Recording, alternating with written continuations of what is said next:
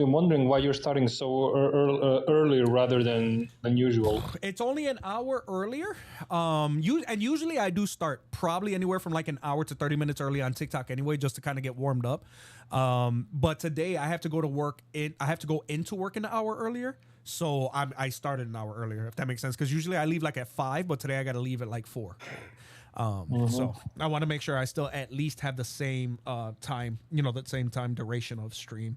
But guys, unfortunately, well, not unfortunately because I actually love it, but for Thursday is I will be rifle qualifications. So that means that there will be no stream because by the time I get home, it's gonna be late. And after being covered in mud and having done maneuvers all day, I'm not going live. I'm telling you right now. So we'll be live Saturday, guys. God willing, anyway.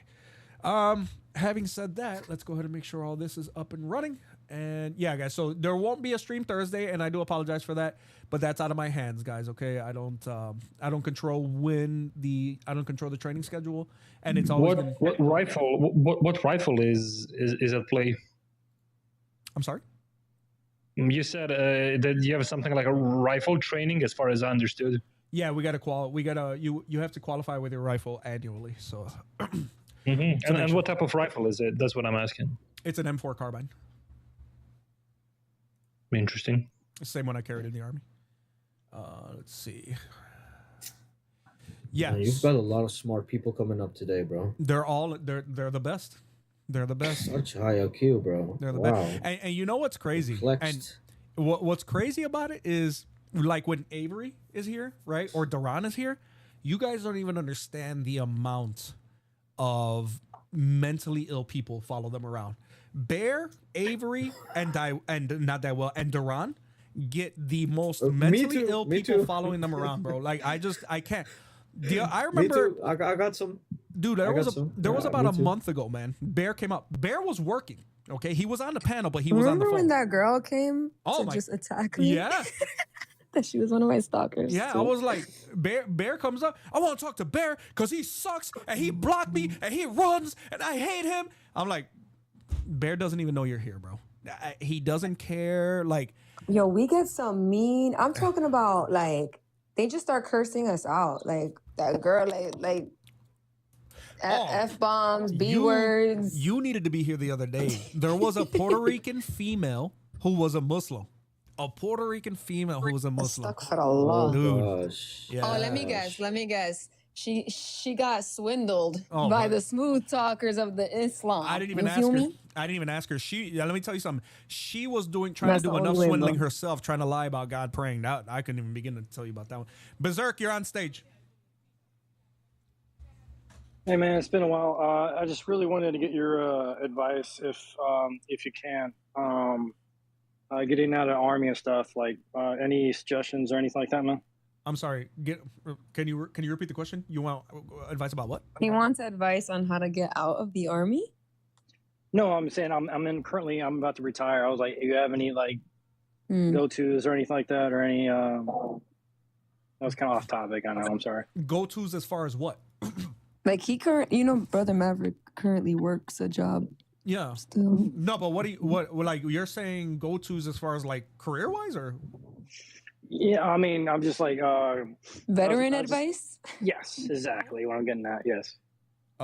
Yes. So here's what I want you to do, Berserk, because there's a lot of information that I'm gonna give that I will never give out online. DM me here on TikTok, okay? I'll give you my WhatsApp number and I will talk to you about that directly because that is an extraordinarily long conversation and it's all dependent on you. Like many things in your life that I gotta ask you that I'm not gonna ask you here online, and many things about me that I would never get out because I don't want to have to like and somebody at my door. You know what I'm saying? Like I would rather just have that conversation in private. Yeah, you're good, brother. I'm currently in the 82nd right now, so I'm about to retire in like 82nd Airborne, years now. Baby. 82nd Airborne. Thank you for your services, guys. Thank you. Appreciate it. Yeah, I like what you do, man, too. God bless you all as well. Have a good one, man. Thank you, brother. Yeah, don't forget to DM me. Yep. Yeah, guys, you know what? And here's the thing. I'm not upset with him. Adam! Bro, you're not capable of having a mature conversation, brother. Oh, thank you. I appreciate you. And here's the thing. The fact that you think that the conversation you had with the Word is the Way was a productive one. When Word is the Way was arguing from theology and he was arguing from actual facts, and you were calling him an idiot. Like, why would you think for a second? Like, I want you to honestly listen to the voice. I'm praying to God that you gain some common sense at some point. I want you to watch the video that I premiered. I actually put that video on my channel. Okay? The conversation that you had between here. You know what? I'm gonna let everybody listen to it. Just a snippet of it. And then just because I know not everybody here knows what happened, right? So this is what I'm gonna do. I'm going to show you guys how Adam speaks during a debate, and then you all let me know if you think that Adam had any valid points or if he was just acting a fool. Let's see. Here it is. Let's bring it up. I'm not even going to show it. Off of different shari'as for different prophets. Yes. Where Mentioning dietary laws. So this is absolutely embarrassing. The whole reason I was going into depth about pre-Prophet Muhammad Muslim and post is because he made the response saying that my explanation was ad hoc, as if he doesn't believe the same exact thing. And he's mentioning dietary laws. Are you allowed to eat pork, buddy? So that means you have a different faith than Jesus. Oh, well, your brethren do. According to them, it's clean. Okay, Peter said so it's Adam, clean, right there. Okay, so right there. Now that you made that Word, this go is ahead. embarrassing, bro. No, hold on. So now Word, now address what he just said and explain. Be real. Bro, Adam, allow me to keep control of the Bro, conversation. he talked for 2 minutes. I wasn't even done talking. Did you just not? Okay. Did you just not make a claim? You're asking. You're basically you asked him a damn question, dude.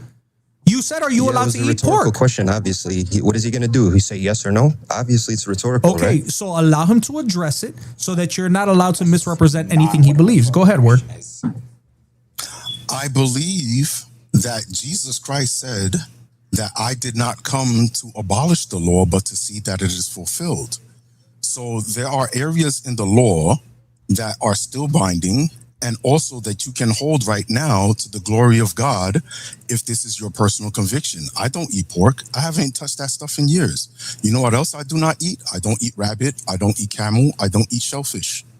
And these are the things that I see that are actually within my Bible. Now, if you want to go with a presupposition and go with a generalization and say that it must apply to me because I believe in Jesus, well, you're just guilty of that. A presupposition and a generalization. Go ahead, Adam. Okay, this is absolutely embarrassing. If you think you have to refrain from eating pork, you don't follow your Bible, because in Matthew it specifically says all food became clean with Jesus' statement. He made all foods clean. So you're just avoiding pork like an idiot when technically you're allowed to eat it. So just because you don't choose to doesn't mean it's not permissible. So you're just embarrassing yourself. Like you look like an idiot right now. I'm sorry, but it's true. Like, what are you even doing up here? Word, you're arguing with a sign board. Wait. It's okay. And I could go to Paul too, where Paul says it's clean too. Mute him. Okay, so now I'm going to respond. You said Jesus is a Muslim. Did Jesus eat pork? You can answer, Adam. So why did you bring that up? Absolutely not. Did Jesus eat camel? You mentioned it. I You know, mentioned because that's dietary in law. your Bro, this guy's an Quran. idiot. Maverick, I can't talk to this guy. He's Because stupid. that's part of your You brought up paradigm. dietary laws. You imbecile. Correct. Yo, if you're just gonna do ad hominems, boot him. That's I tried to. You brought it up. I tried Why to are tell you you. complaining? A mature I engagement. told you. I tried to tell you. Bro, you're stupid. Did I insult Like, you you're not once? even close to my level yet, bro. Is I'm this guy sorry. 9? You're an idiot. It's true. Yeah, I got his you're bottle a on teenager. warmer. Get him He up. got a That's Adam, ladies and gentlemen. Yeah, you know, something to be expected from Muslims, and I have experienced this from a Muslim personally myself. You know, when they I don't know. But basically, what seems to always be the case is when you repeat the same thing over and over again, and they either just don't get it or they don't want to get it. They end the conversation with, You're not qualified to speak with me. You're not on my level." Yep. Yeah, that's Muslims for you. Not all Muslims, but that is what you can definitely expect from Muslims. Yep. Absolutely. Absolutely. Is this Josh? Josh, are you requesting up? So the context was it about Jesus being a Muslim? It was about Jesus being a Muslim, correct. And Word was arguing something about the diet of Jesus not lining up with the Islamic diet, I'm assuming, right? Essentially, yeah. He was making, I mean, he didn't even get to his second point. His essential point was that from a dietary aspect alone, that Jesus could not be a Muslim. That was it. They never got past that, right? And then it ended up shifting into somehow Adam asking the Word is the way about his dietary habits, which he then misrepresented. Right. And then on top of that, he misrepresented Word, because Word at no point ever stated that he disagreed with the dietary laws being fulfilled by Christ. He gave his own personal reasons for still abiding by the original dietary code, and it had nothing to do with the fact that Jesus didn't say that the foods were clean. It was from a personal health aspect for him.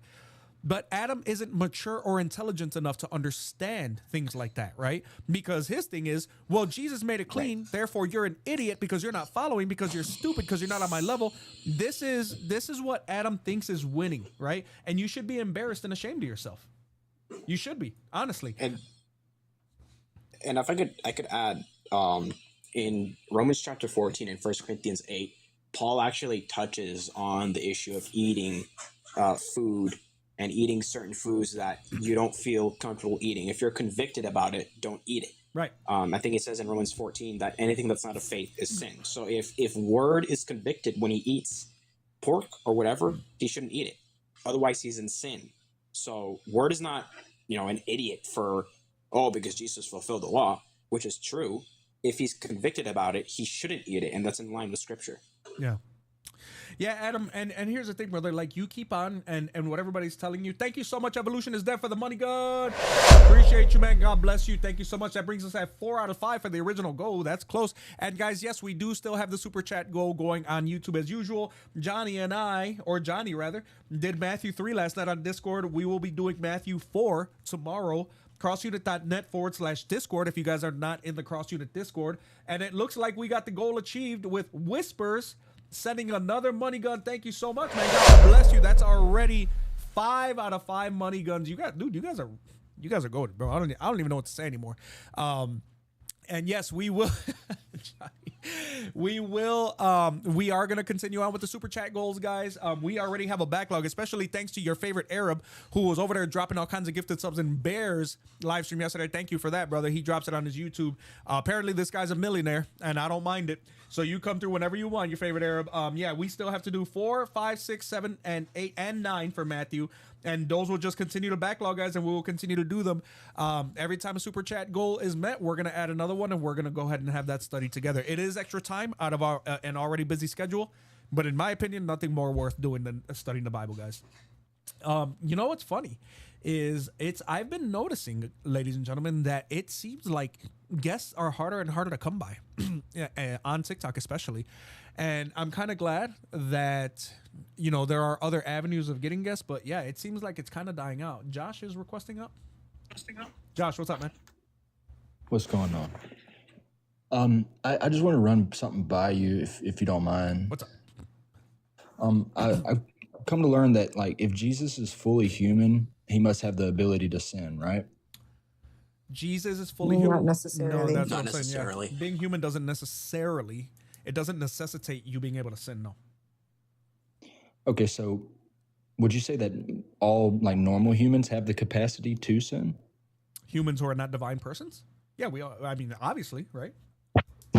Okay. Jesus, I guess you could say he was prone to sinning because of the human body. However, due to his divine nature is why he never committed a sin. Exactly. Perfect. Exactly. So, like, Hey, Josh, what's your faith, real quick? I'm Muslim. Oh, okay, just checking. No worries. Go ahead. Yeah, so like if Jesus is fully human, and if Jesus is fully divine, he must be incapable of sinning. But if Jesus is both fully human and fully divine, capable of sinning and incapable of sinning are direct opposites. Well, what? Do me a favor. Can you explain what George just? Maybe you didn't understand. What did George? I didn't hear his question, to be honest. Yeah. So he's saying that having the ability to sin and not having the ability to sin are direct opposites. So that's why I'm telling you. When George told you, what did you understand when George gave you the answer he gave you about his divine nature precluding? Yeah. What I understand about what George said about his divine nature would be his divine nature is what is incapable of sinning. Okay. But his person's his human, I guess, part is capable of sinning. Josh, what Hold I on, meant can to I just? Go ahead. I'm Go so ahead. sorry. No, go ahead. I really want to answer this question. No, please though. go ahead. You're more than welcome. Please. So what is the argument here? Because to say, oh, to be able to sin and not be able to sin is like your whole like you don't have an argument right now because Christ, the divine person, taking on a second nature and being truly human has nothing to do with the ability. Sin is not an attribute of being human. So if he obtains all the properties that it is to mean to be a human, what is the argument from him not being able to sin because he's divine? Like, what is the argument? What does sin have to do with him being human? Yeah, because like from what we understand is like there's something called I guess it would be called impeccability, and like there would be a conflict between being able and being unable to sin. All right, how about this? How about let's just keep it simple. Can you define what you mean by sin here? Sin would be, I guess, the ability to do wrong or to stumble or according to what? Or go against God's will. Okay. Thank you. So you're basically saying that God should be able to contradict himself if he goes against his own will? You're saying he should have the ability to go against his own will? No, I'm saying if Jesus is that's God, what you're saying. No, what you I'm saying defined is sin as going against the will of God and then said, how come God can't do this? Yes, but what I'm saying is I don't believe Jesus is God. That's the thing. Like you do. But what I'm saying here is if you don't believe Jesus is God, and then you're using your presupposition to say, well, if he's a human and he can't sin, then that's a contradiction. You're baking in your presupposition. What do you mean if he's human? So you're already coming against the fact that you know that we believe he's God, and then you're saying, but he can't sin. It doesn't. Of course he can't sin because sin is going against the will of God. Okay, could I try to restate this? Because like I'm talking about the fact of the matter is like if Jesus is fully human, he must have the ability to sin. Otherwise, how is he like us? You just said sin is going against the will of God. And we don't believe he's fully human. We believe he's truly human. And there's a big difference there because fully would entail like some sort of measurements. Okay, if Jesus is truly human, he must have the ability to sin. Otherwise, what's the argument for that? That's the argument I'm looking for. That's the premise. That's my presupposition, I guess, that you're saying I'm making. I don't even know if there's no argument for that. There's no argument that says to be a human you must sin. There's no argument for that. What doesn't being human entail some sort of potential for change? No. Nope. So being human doesn't mean there's a potential for change. No, potential for change. You're completely shifting the goalpost now. I'm not. Everything in creation has potentiality. Okay, good. Now you understand. That has nothing to do with the fact that sin is going against the will of God, and being human doesn't necessitate sinning. Now, what's the argument that being human necessitates sin? Being that there is a potentiality for change. No, change and sin are not the same. Change and sin, you're moving the goalpost again. Let's not shift. Or are you gonna completely just like? No, I'm gonna keep you in the pot. Why would you do that? I'm trying to have a fruitful discussion. Why would I do that? Because you're doing a shuffle, and I'm trying to keep you in a pot. Yeah, I'm not doing a shuffle. I'm trying to lay out my argument. No, you're not tracking. You define sin as going against the will of God. Then you said it's necessary to sin to be a human. What's the argument for that? Yeah. So to be a human, it implies a distinction in agency, either to go towards the will of God or go away from it. Now, Where are you getting that from? According to who? I'm getting it from the Bible and the Quran. Show me. Okay, so you want scriptural? Oh, I was just trying to present a logical argument, but I'll pull it up. Don't worry. Well, if you're presenting a logical argument, you're going to have to present a logical definition for what it is to be a human. Oh, well, I mean, So which means you would have to have a source regardless. So you can't bring a logical argument and got no sources. Do you want me to define what a human is? Yes. So a human is a bipedal primate mammal belonging to the species Homo sapiens. Okay, it's distinguished by advanced cognitive abilities, articulate speech, and complex social structures. Okay. Now, where is the sin? Where's the sin? It's going to be in the definition. Yeah, so the fact that we're distinguished by advanced cognitive abilities, that's where... No, that just means we have rationality and animals don't. Yes, okay, that's so what that rationality, means. rationality. That's what that means. That's what it means to be a human, to have animality and rationality. Where's the sin? Okay, the sin is going to come from a choice that comes with rationality. Oh, so now it's a choice. Wait. So to be is it necessary to make choices to be a human? Yes. Oh, so babies aren't humans? Babies still make choices. Babies make choices. Yep, they still have motor rational decisions. They still have rationality. Give me an example of one baby who made a rational decision. When it decided to eat the food that somebody hadn't put in front of it. Give me an example. Give me a name of a person historically that was an infant who made a rational decision. Yep, the infant makes rational decisions. Give me the name of a person. Okay, my niece Riley, she picked up a Cheerio and ate it. She has rational abilities. What's your deal? Like I'm not here for this. This is just so. I know I'm a low tier, guys. You're making this not fruitful. We could be having fruitful conversation. Prove to me that babies make rational decisions, that infants can make rational decisions. Oh my goodness. I can't. Not by your own subjective optics. This is so sad. What's sad is that, look, he left. Oh my God, I baked him off the stage. Oh my God. Thank you, Maverick. Yo, I need that one. You're good. Sorry. You're good. Bear and I were actually talking about that, how like you have that ability to like make people leave. It annoys me because I don't have that ability. Like they just keep fighting with me. You ask like 2 questions and they're gone. And she always does that, guys. Like she does that all the time. And I'm like, how does she do that? When I ask questions, they just sit there lying and getting pissed off. When she asks questions, they leave. They just leave. Oh man, that one's going up on the channel. That's gonna be at least a short. I'm sending you guys a recording too.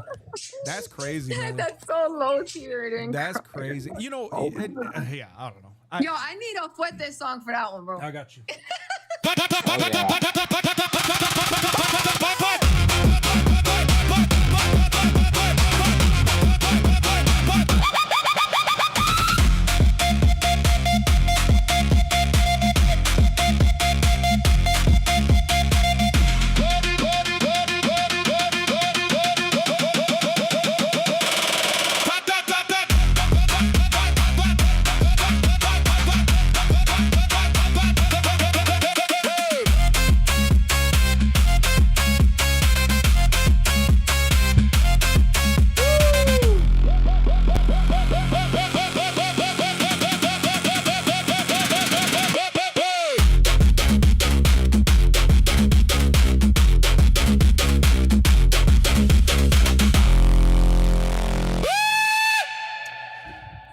Buddy, you know what's crazy too is that she doesn't even like get mad. He started getting more mad because she wouldn't let him off the point, and that to me was the craziest part. Like, it's like, bro, just answer the question. Because my next natural question was gonna be, if he refused to engage her, was, you do understand that when babies do things, it's instinctual, right? Babies have no idea what they're doing. They have no idea why they're doing it, right? A baby doesn't even understand why it's crying. It cries when it's hungry. These behaviors are instinctual, right? It's like a baby, like when my kids would already kind of know how to latch on when my wife was trying to nurse them, because it's instinctual. There's no decision-making process involved. The baby's just doing it, right? It isn't until later on when they get older, when they understand, okay, I'm doing this or I'm doing this. That's it. Babies are not making decisions, guys. They are acting instinctually. So I found it very interesting that he said that babies make decisions to eat. No, they don't. Babies are eating because that is what they're wired to do. Okay, no more than when they soil themselves on their diaper. They didn't make the decision to do that. They did that because they had to use the bathroom. They didn't sit there thinking, I really gotta poop. Let's see. I don't know how to use the toilet yet. I don't know how to talk. You know, like, no, they're just going to go in their diaper. There's no decision-making process involved. Peace is a mom. She knows that. I'm a dad. I definitely know that. I have changed. In my life, I've changed probably the 565 million diapers. Believe me when I tell you, these kids are not walking around and poop because they want to. Okay. That's just crazy.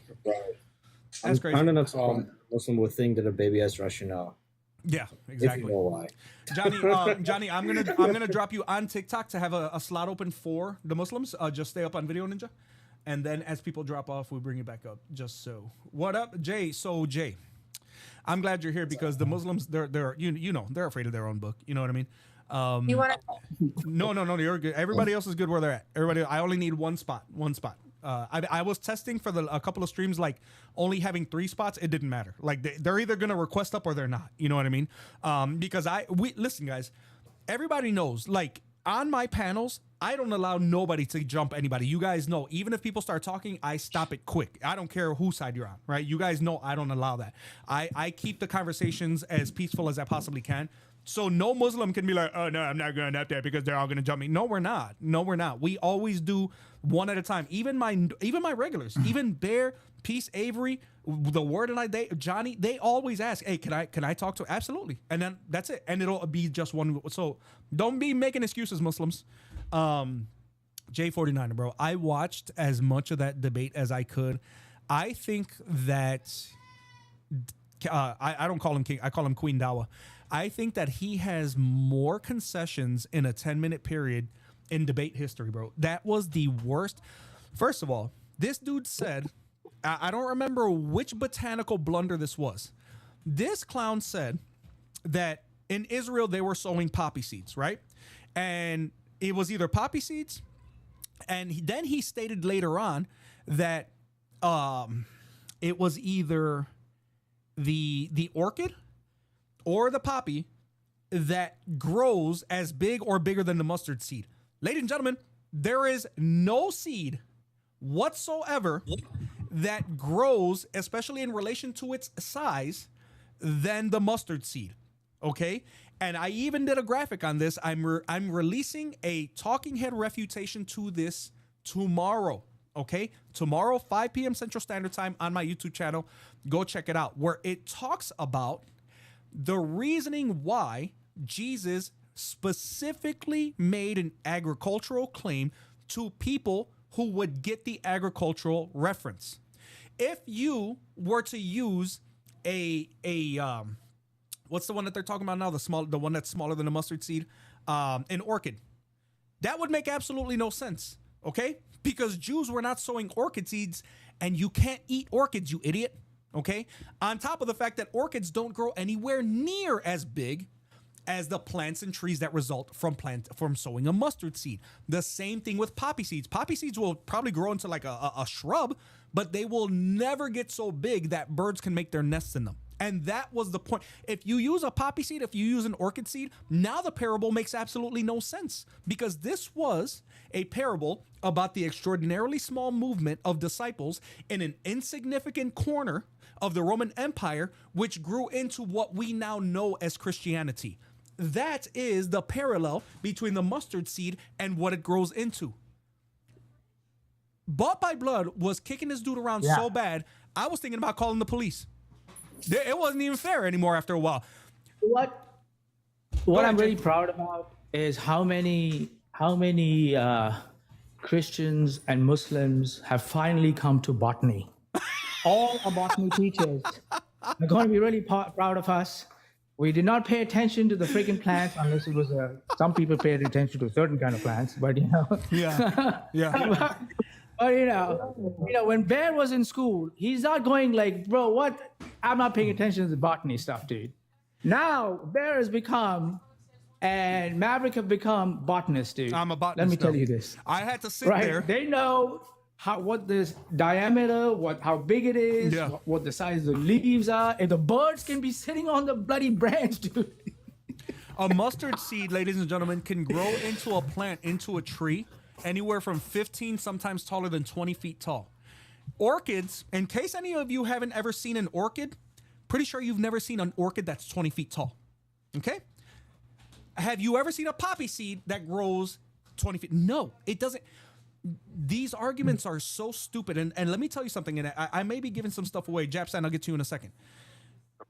The issue is that when you're talking about parables, if you're going to look at the scientific aspect of it and claim that Jesus was wrong and completely ignore how it is extraordinarily functional for the parable, you had better be ready to explain why the hell your book has the sun setting in muddy water, okay?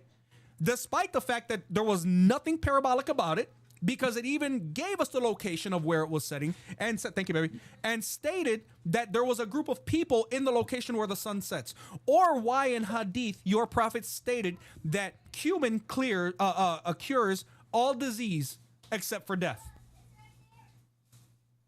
Because life is He a did test. say this. He did say this one crazy thing, guys. He said on the black seed. Yeah, on the black seed, what he said was this, guys. Listen to this. When John said, Prophet Blood said, that listen, he basically said, even if it does some kind of helps towards, in general, heal whatever the person is going through, okay? Not the disease itself, just generally heal it, then that means the black seed thing is true, okay? So John said, look, does that mean like if you twist your ankle and you have cancer, if it helps with your ankle at that time while you have cancer, that does it mean that it has now fulfilled whatever that hadith is saying? And so King Dawa said yes. Now remember, guys, the actual hadith says it'll heal the disease. The disease. Cancer is a disease of the cells. Okay, even if it gives you relief on some side effects like nausea and vomiting, that doesn't mean it is healing the disease. Right.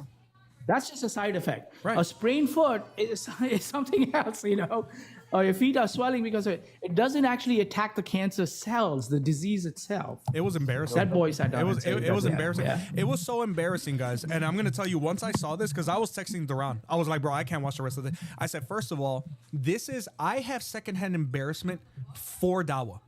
This is humiliating. It was so bad that even Central Dawa did not contribute at all. He was like, he stood completely out of it. There was a point where King Dawa kept getting off screen and you can see him looking for answers, trying to keep up with Bought by Blood. First of all, you didn't stand a chance at winning this debate anyway. Let me just start there, okay? You tried it on Bear on his stream. Bear absolutely bent you over and broke you in half, okay? You couldn't make an argument. Then you decided, oh, okay, that went so well. I'm going to go ahead and I'm going to engage in a formal debate with Bought by Blood. And I'm going to try to run the same argument, knowing full well that you had no arguments, right? Knowing full well that you blundered, knowing full well that you got caught lying scientifically, okay, botanically, because poppy seeds and orchids don't grow anywhere near as large as mustard seeds do when sown, okay? You are so bad at this, brother. It is unreal. In the Quran, Humble Lamb, thank you so much for the super chat, man. God bless you. In the Quran, it says, it talks about 3 of Jesus' disciples going to Antioch. Ibn Kathir says the 3 are John, Peter, and Paul. They planted churches and preached Christ crucified. So how can Islam claim them to be Muslims? Yeah, brother. I mean, that's guys, the screens are, I hope you guys can hear me, because once again, TikTok Live Studio has my screens flickering and going black. It only happens once a stream, but at this point, I'm going to have to, I hope you guys can still hear me. I hope all the guests come back up because it's crazy. I know the screen is green. Go to Live Studio. Yeah, I don't know what it is about TikTok Live Studio that it always does this, guys. So everybody who was here, go ahead and come back up. I hope you guys can still hear me. Can you guys still hear me on TikTok? Let me know let me know then. It should be good now. Let's accept everybody back up. Let's go ahead and fix this.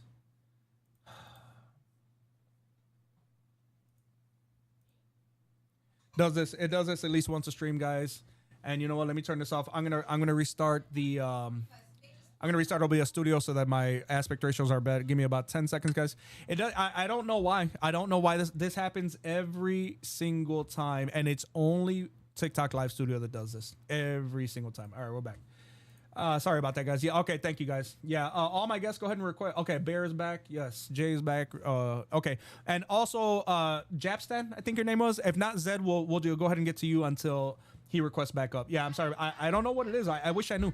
I'm running everything exactly the way TikTok Live Studio wants, even though the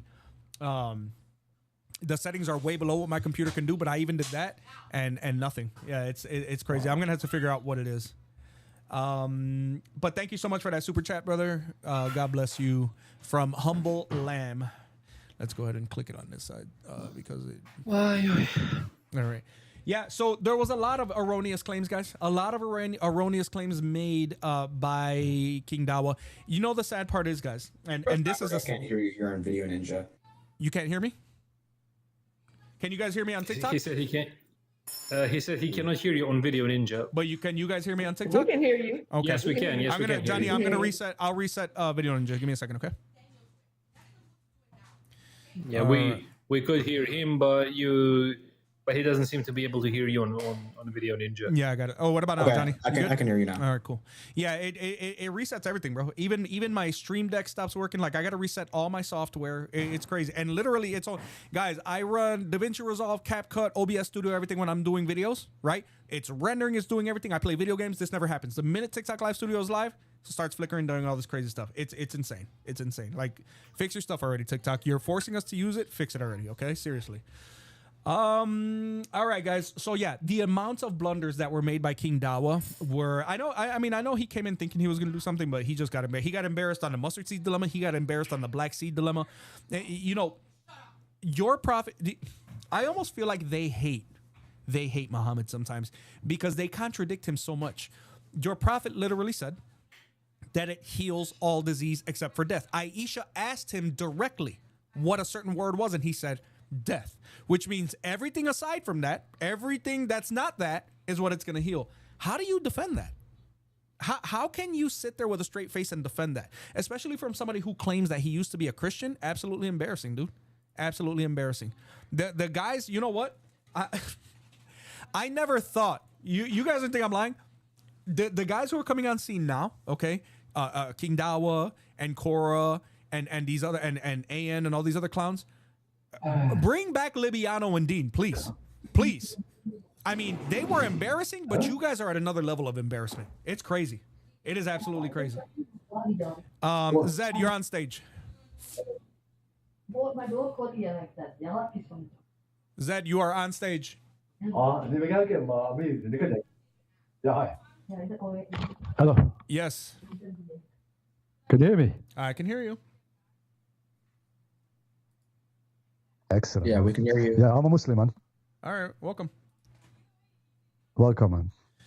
All right, brother. So, I lately I'm noticing that a lot of Muslims on social media are pretending like the Islamic dilemma doesn't exist. Why is that?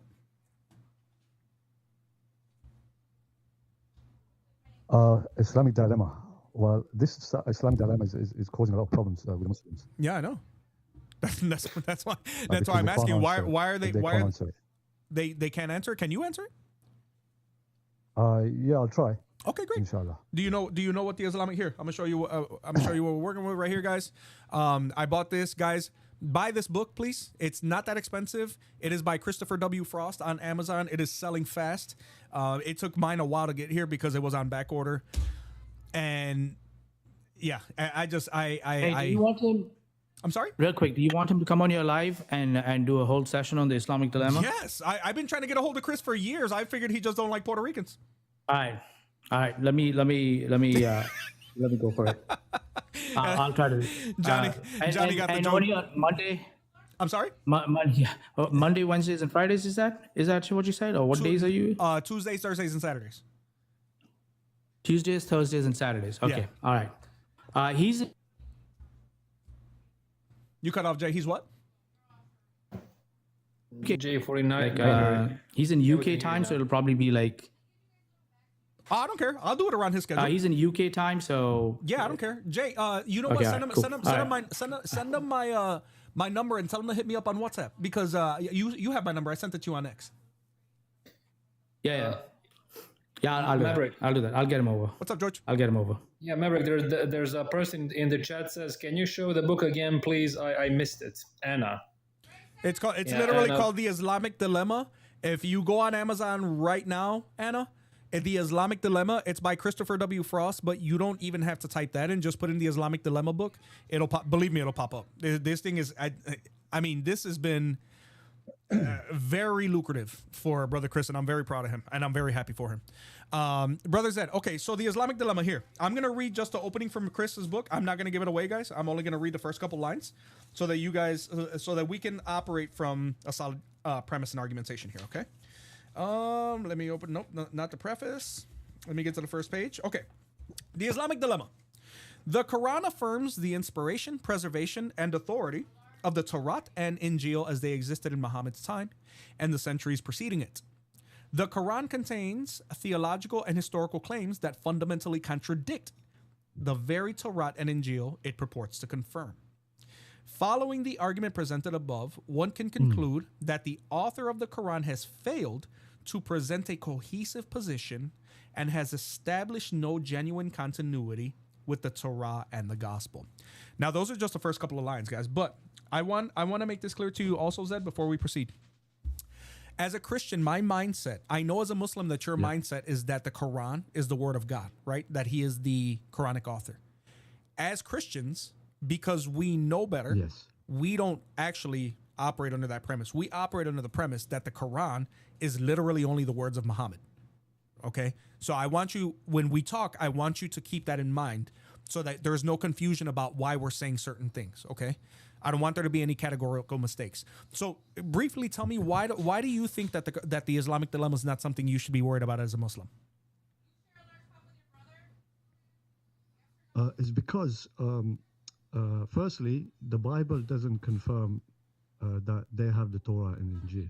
The Bible doesn't It doesn't confirm it? confirm it in your books, number one. Wait, hang on, Zed. So right there, you It's said the not Bible. confirming that. You said the Bible doesn't confirm that we have the Torah and the Injil. The Bible is the Torah and the Injil. What are you talking about?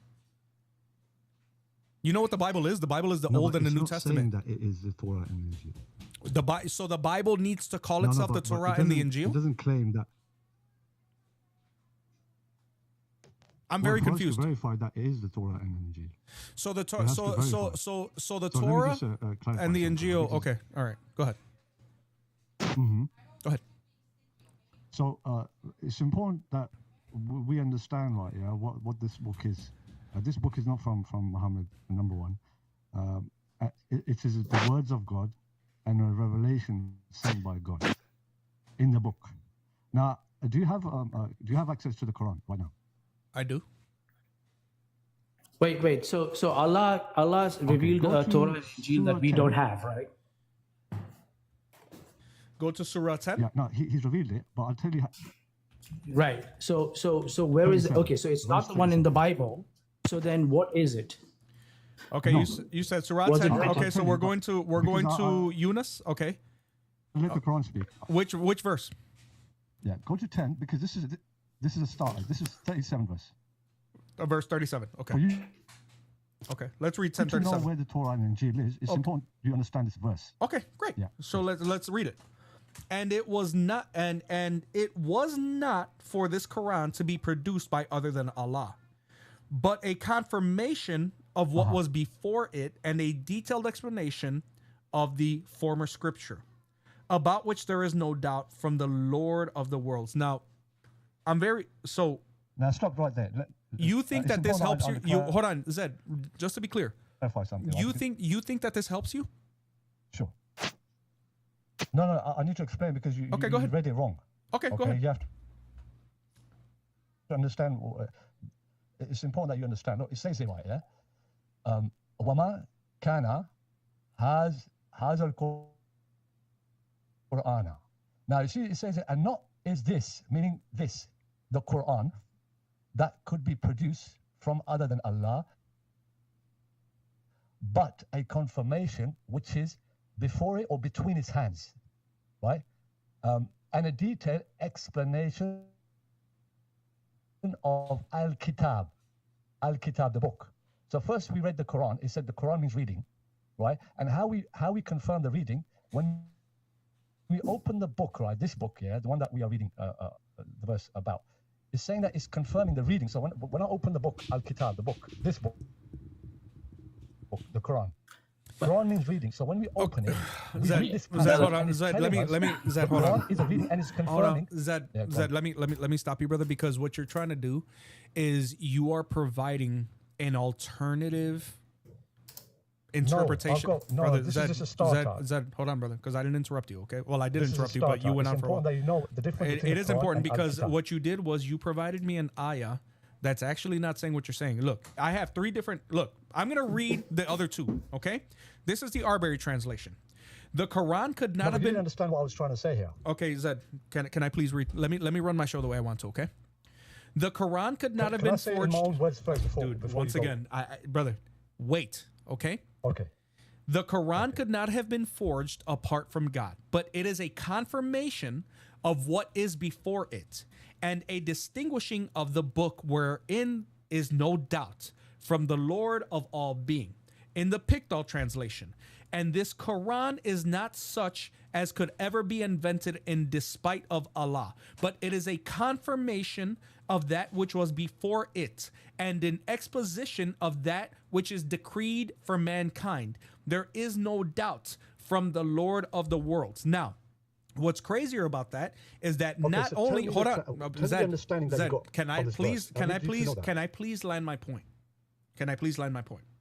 Now, if we go later on, okay, if we go later on in this surah, right, and we go from 34 or whatever we were on to 94, it says, so if you are in doubt, O Muhammad, about that which we have revealed to you, then ask those who have been reading the scripture before you. The truth has certainly come to you from your Lord. So never be among the doubters. Now, this is the reason why I brought this up, Zed, okay? Because I want to get into this, to meat and potatoes.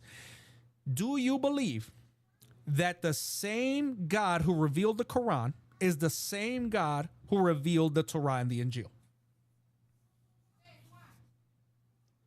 Before I tell you where the Torah and Injil is, brother, it's important that you understand what Zed, I'm trying to explain brother, to you regarding this verse. I'm trying to remain Then I'll patient, come to- brother. I haven't come to. It's a simple question.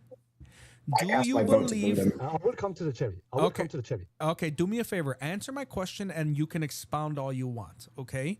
Do you believe that the God who revealed the Quran is the same God who revealed the Torah and the Injil? Yes. Okay. Now that you have answered that, now expound. Go ahead. Thank you. Now you see the reason why I asked you to read this verse here, for you to then understand what I'm about to tell you next, is important. Right? Okay. There's a distinction between Al-Quran and Al-Kitab. The Quran means the reading. It's not Al-Kitab. It's not the written one. The Al-Kitab means the written one, right? So, Hey, brother. so when I read, when I What was open this written before Quran, the when I Quran? open this book, No, it and I doesn't. read, that is Kitab Quran. means book. So Zed, hold on, Zed. two So separate hold on, Zed. Let me stop you real quick, because we actually have someone who reads and writes in Arabic. Okay, so here, tell him what is fundamentally incorrect about what he's saying, please. What's the ayah that he's talking about so I can read it? He's talking about 1037. 1037. 1037. So in 1037, it says that what came before it, Baina Yadehi, it's between their hands. What was it that came before the Quran? Mm-hmm. Your verse 1037. Brother. Thank you for bringing that verse. I love it. Okay. Yeah. What it says, please hear my question, okay? You brought this verse. You want to stay in this verse. You don't want to go to 1094. You're trying to do that, right? Okay, all right. So in 1037, it says that he brought the Quran and confirmed what came before it. Baina yadehi, okay? That means in between their hands. That means present at that time. This revelation is coming in the 7th century.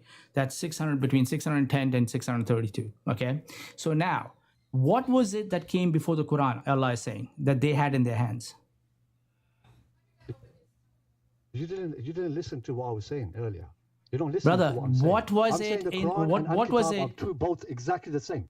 They are the same. Okay, so hold on. So Talking about this Allah is Al-Kitab, saying, not the Bible. so okay, not the Bible. listen, do you speak Arabic? Do you know how to read Arabic? Confirming what you read from the book.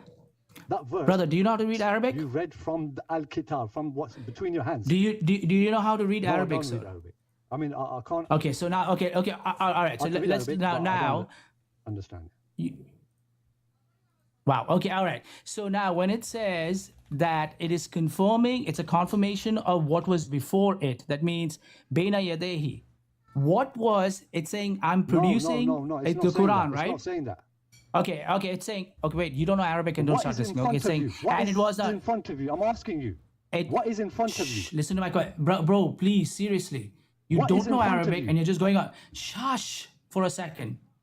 The verse is saying, and it was not for this Quran to be produced other than Allah, but it is, that means the Quran is a confirmation of what was before it. What was that came before the Quran, is my question to you. Between his hands. What was it between their hands that came before the Quran? No, his question's not wrong. What his the question's hell? not wrong. Why just do read you? the passage. Zed, You hold just on. read the passage. Zed, hold on. Okay, because you're not going to misrepresent the situation here as if we're the ones that have the auditory hallucinations. Okay, as if we're the ones who are misreading this, and like we are all brother. There is an entire book that is selling like hotcakes all over the world because of how deeply flawed your book is. And you have the audacity to tell J49er of all people that he's asking the wrong question. And I've noticed that you guys do that a lot. When you don't like the direction that the conversation is going, you accuse people of asking the wrong question, right? It's not the wrong question, because this is clearly saying in 37 and subsequently in 94 and in 543 through 48 and in 3:3 and in 568 and in so many other places that Christians and Jews did have their scripture. Okay, as a matter of fact, we are directed to continue to follow that scripture. Okay, in 548, right, and then according to your God, that we are all going to come to God together, according to your God, right? Now, you went to 37, and it was not possible for this Quran to be produced by other than Allah, but it is a confirmation of what was before it and a detailed explanation of the former scripture, about which there is no doubt from the Lord of the worlds.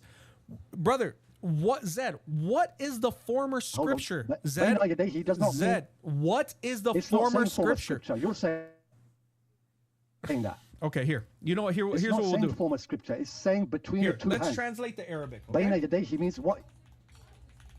Let's translate the Arabic, okay? Let's see what it says. It's addressing to the reader. It's addressing to the reader right Hold now. on, slow down, Zed. And It's this addressing to you. When you okay, open the book Zed, and you read, Zed, can I read the translation? it is confirming to you. Can you finish manifesting Yeah, after go I on. finish? Thank you, appreciate it. Please. And this Quran could have not been produced by anyone other than Allah. Rather, it is a confirmation of what came before it and a detailed explanation of the scripture. There is no doubt about it from the Lord of the worlds. What is the scripture that came before it? What came before the Quran? It doesn't say that word. You're giving the wrong translation. Brother, here, Baina Yadayhi look, does here, not mean here. I'm before. gonna share the screen with you because I am about to lose my mind. Okay, here. No, give me the Arabic, brother. Give me the Arabic. I am. I'm The gonna other bring guy it is up, Arabic, yeah? He's brother. Arabic speaking. Brother, Give me- slow down, dude. Okay, I'm about to show it to you. If you would stop talking long enough, okay. Here it is on screen, and I'm gonna make it bigger for you. Look, there is the damn Arabic, and here is the translation. Just So read because the you Arabic. have been taught to read it wrong on purpose doesn't mean everybody else is going to do that. Brother, but the Quran is confirming the Arabic. Remember that, yeah? Arabic is a text, yeah? Brother, Is a- if you're going to move into the argument is a main source that of the your text, God is so right? weak You're giving that the his wrong word, translation. if you're going to move, brother, here, look, this is where I got it from. here's the damn Arabic, okay? And here is the translation of that Arabic, and it's saying exactly what I've been saying. And then when Jay asked you what it was, you said, "Oh, well, you're asking the wrong question." If he's asking the wrong question, then you should have no issue answering it. So let me answer. Walakin, it says here, walakin, right? It's this in Arabic, right? Yeah. Walakin and but, yeah. Tasdiqa means confirmation, which allazi, which bayna yadayhi, but which is Okay, between what's the contention your two here, bro? hands. He's saying that this is not that this. He's basically making the when claim you read this that passage this. between your two Here, hands. I'm gonna have to mute him. Can He's he just making stop or the something? he's making the claim that this verse is not talking about confirmation of the previous scripture as far as the Torah and the Injil. He's saying Which that this verse is is only it? 1037. So Let me here, go to here, let's see. And not is this Quran Oh. that it could be. Okay, so here, you see this on screen. So this is Quran.com, Zed. So I'm going to highlight the Arabic words. No, go to And not Quran Corpus. No, is- go to oh, Quran brother, Corpus so you brother. can see it better. Brother, I see Okay. it fine.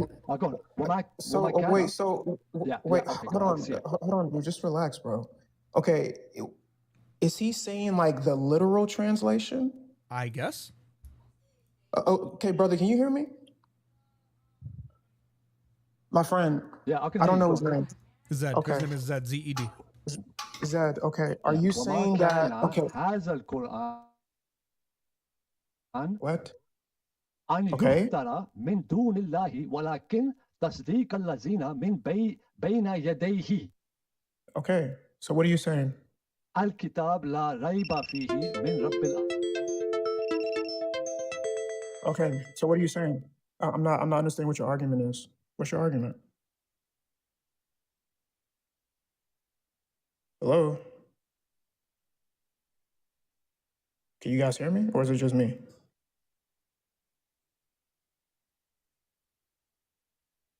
You are Talking, me. give me the exact translation from the Arabic text itself, Is it- because is it the me? Arabic speakers know what I'm talking about. It keeps going out. Baina bro, yadayhi does not mean, right, previous Okay, go ahead. scriptures.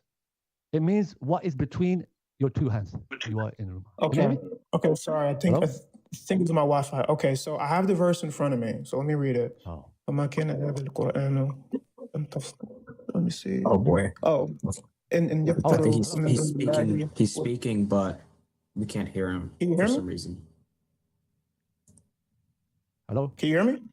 Hold on. I Can can you hear hear you. I mean, I can hear you. Hello? I mean, I don't know what I when Brother Maverick gets back, let him know to fix it because I think the audio.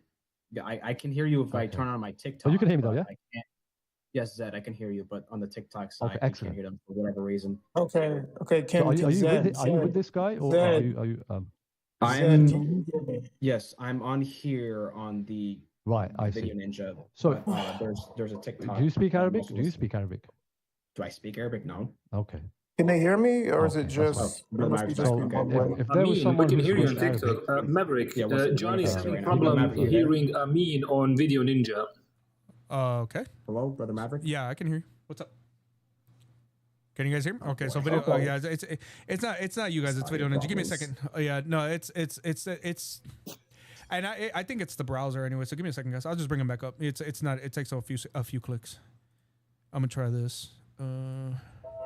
I'm still trying to figure out what the dude's argument is. I don't He know. just I keeps- have Hello, no idea hello. either. Can Yeah, you we hear me can. now? Yep, we can hear you. Can you hear Okay, me? can he hear me? Excellent, excellent. Okay, Okay. Zed, can you hear me? Yeah. Okay. So is there anyone with you that speaks Arabic? Yes, I can hear. you. Yes, yes. anyone- I'm looking at the ayah right now. Here Okay, so that what can is speak your? Arabic? Okay. The thing is Thank that you. you need to wait for somebody to answer your questions, brother. Otherwise, it's not going to. This isn't going to go well for you. Like, you actually have to wait. So if you ask a question, Amin already answered you twice, and you didn't hear him because you're too busy talking. Right? You need to let. JA, I'm going to bring you up next, brother. Don't worry.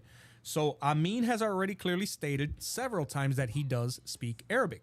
Okay.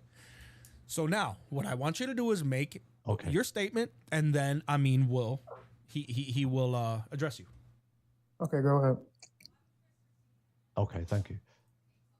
So now next one, now we have confirmed that when we, between our two hands is the Quran, what we have just read, is telling the reader that this Quran cannot be produced except other than Allah, but it's a confirmation, it's a confirmation of what is between its hands, meaning that the book that I'm reading right in front of me is telling me, the reader, that you are confirming what is in between your hands. Al-Kitab is the book that you are confirming from the book, that what God just said, that no one can produce the Quran like it, meaning the reading that we are reading cannot be produced other than Allah, which I am confirming between my two hands, the book itself. It's not talking about another book, by the way. Oh, okay, all right. It's talking about Al-Quran, the book that I'm holding, the one I believe in. So now, secondly, Allah says that He has revealed that. Okay, Zed, so right there, that's where you need to stop and let Amin address you, brother. Like, you're trying to bombard past. Let him address that argument first, please. Thank you. Okay, so, I mean, in any language, you should know this if you speak Arabic. In any language, just because there is a literal meaning, harfiyan, does not mean that that is the actual meaning. So for instance, in the dialect that I know, which is Lagu Musraya, if somebody says Zayik, and then I say Zayl Ful, or I say Ful Ful, which means like the flower, does that really mean that I'm like a flower? No, that's just dumb. In English, if somebody's sick and I say, I pray, you know, or like a job interview or something like that, and I say, I pray that it went well. Well, I mean, that's past tense. The job interview already happened, so how could I have prayed that it went well if I didn't know about it? That's just it's just the way that people speak. So in the Quran, when it uses musaddiqan lima bayna yadayhi, there are often times that is referring to something that is before or referring to something else. I have the verse in front of me. So let me see. وما كان هذا القرآن أن يفطر من دون الله ولكن تصدقا الذي بين يديه وتفصيل الكتاب. Okay, so when it makes a distinction here, it's making a distinction because it says that if you want to take the literal meaning, when it says تصدق الذي بين يديه, confirming that is between his hands. If you want to take the literal meaning, okay, fine. But then it says. وَتَفْصِيلَ الْكِتَابِ. And then it says a basically like a detailed explanation of the book. It's making the distinction between what is between the hands and referring to another, which is the book, because it uses the word alladhi, which means that which is between his hands. Then it says, and wa tafsil al-kitab. So it's making the distinction between two things. So what is between his hands can't also be the book. So what are you saying here? Okay, can I the rebuttal? So let me explain. Go ahead. When I go to school, right? Yeah. When I go to hold on, for a very simple example. If I go to school, right, I have to open the textbook for me to read what I'm studying, and then based on what I have read, I have to give the examination nearest to the text, what I've read. Okay, so I can't just become a doctor unless I read what is between my two hands. So unless I know the details from the book, the details, tafsil means detail of the book, I must read. I mean, right? I don't know. I don't know. If I open up a Bible, I don't know. The point is, if I open the Bible, now let me just, if I open the Bible, if I say I'm reading, in Arabic, I'll say Quran. That doesn't mean it's the book of God. What? It just means that I'm reading the Bible. Yes. I'm giving you the exact, look, if you go to Arabia, when they say reading, they say Quran. Okay, Zed, I'm going to ask you a simple question, bro. That's the language because what you're doing is, I'm going to be honest with you, brother. Yeah, go ahead, Amin. Go ahead. Sorry. No, I'm just going to dead this. I'm just going to dead this right now because this is just getting dumb as hell. In the Quran, it actually uses the same terminology, musaddiqan lima bayna yadayhi, right? And it uses it and juxtaposes it with stuff that came before. Zed, can you go to chapter 3 and read verses 3 and 4 for me in Arabic? And you tell me how that's not talking about just something about to that go came there. before. Thank you, please. Okay. Let's go 3:3, yeah? Right. Mhm. 3:1, Alif Lam Mim, right? There is no God except Him, No, bro. 3 and 4. No, the 3 ever and living, 4. the sustainer. No, 3. no, I'm coming there, right? Look, it says that He revealed to you Al-Kitab. Who's you? The Christians and the Jews. No, it's talking to you, isn't it? He just told It's you. talking. Brother, It says right here. If you, "Nazala You're just alayk- reading the passage. It says He. No, hold Nazala on, alayk brother. al-kitab He bil-haqq." revealed Bro, to you. I know. Nazala no. alayk. Bro, I know. Just relax. Nazala alayk al-kitab bil-haqq musaddiqan lima Okay. bayna yadayhi. وأنزل, relax. وأنزل التوراة وإنجيل. And then notice what it says in verse 4. من قبل. What does that mean, bro? He's getting pissed already. Wait, let me. Which one? Which verse? I don't Which blame. one? In I don't verse blame- 4. Okay, When it Nazala. says, if, Okay, let me just read the if I Arabic. say if I say min abla kida, what does that mean? Okay, let me read the Arabic. Yeah, then I'll come. Nazala means He sent down or. Oh my God, bro, I know what it Revealed, right? means. I know Alayka, what to those. you. Answer the question I'm Al-Kitab asking about verse bil- 4. Oh, verse 4. Yes. Okay, Min let me go verse 4 qablu. then. 1 second. Yeah, I'll get what you're saying. Before. Thank you. Min, It's just min a qablu. figure of speech. No. So What- some things okay, are let me literal just and some things are not. explain. It's just the way that they talk. No, it's not. It's talking to the present moment right now. No. I'm going to explain. From before, min qablu means. Zed, hold on, bro. I'm done, dude. I'm gonna get back Zed, to cooking, dude. Zed, bro. Hold on, man. Brother, just. Zed, hold on, bro. He has set down upon you, and then in brackets, I know it's not there in the original Arabic, but they included in brackets, O Muhammad, I guess to illustrate that Allah is supposedly speaking to Muhammad here. The book and truth confirming what was before it.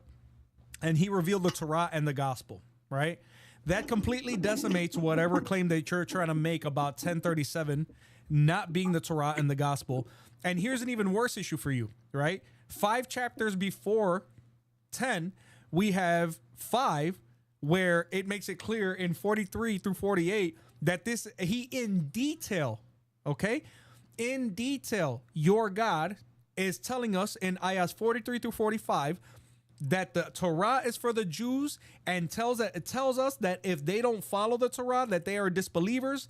In 3 verses, it uses 2 verses subsequent to that, 46 and 47, making it clear that the Christians have the Injil and Jesus Christ. And then in 48, it says, and in revealing the Quran, that in the action of revealing the Quran, I'm confirming those previous scriptures, and then telling the Muslims that they have the Quran, and making sure that Christians and Jews know that they are to continue to follow their scriptures.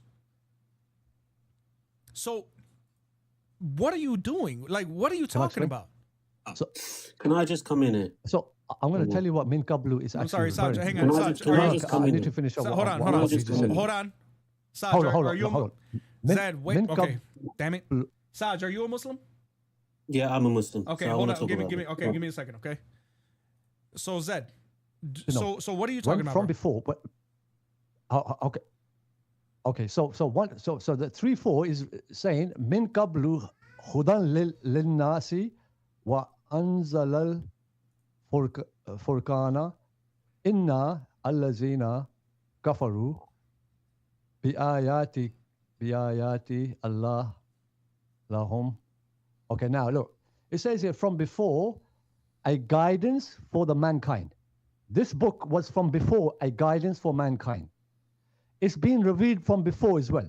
But what's happened is, right, over time, the Jews and Christians have claimed that they have the Torah and Injil. So I'm saying that the Torah and Injil is the Quran itself.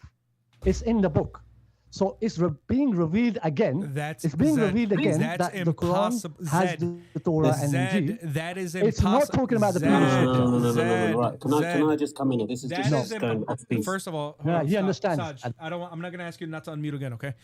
Zed, that's impossible, okay? And I'm going to explain to you why, all right? Because the Quran openly contradicts and disagrees with the previous scriptures about the most fundamental of theology, including Jesus being God and Jesus being the Son and there being a multi-personal God and a Trinity, okay?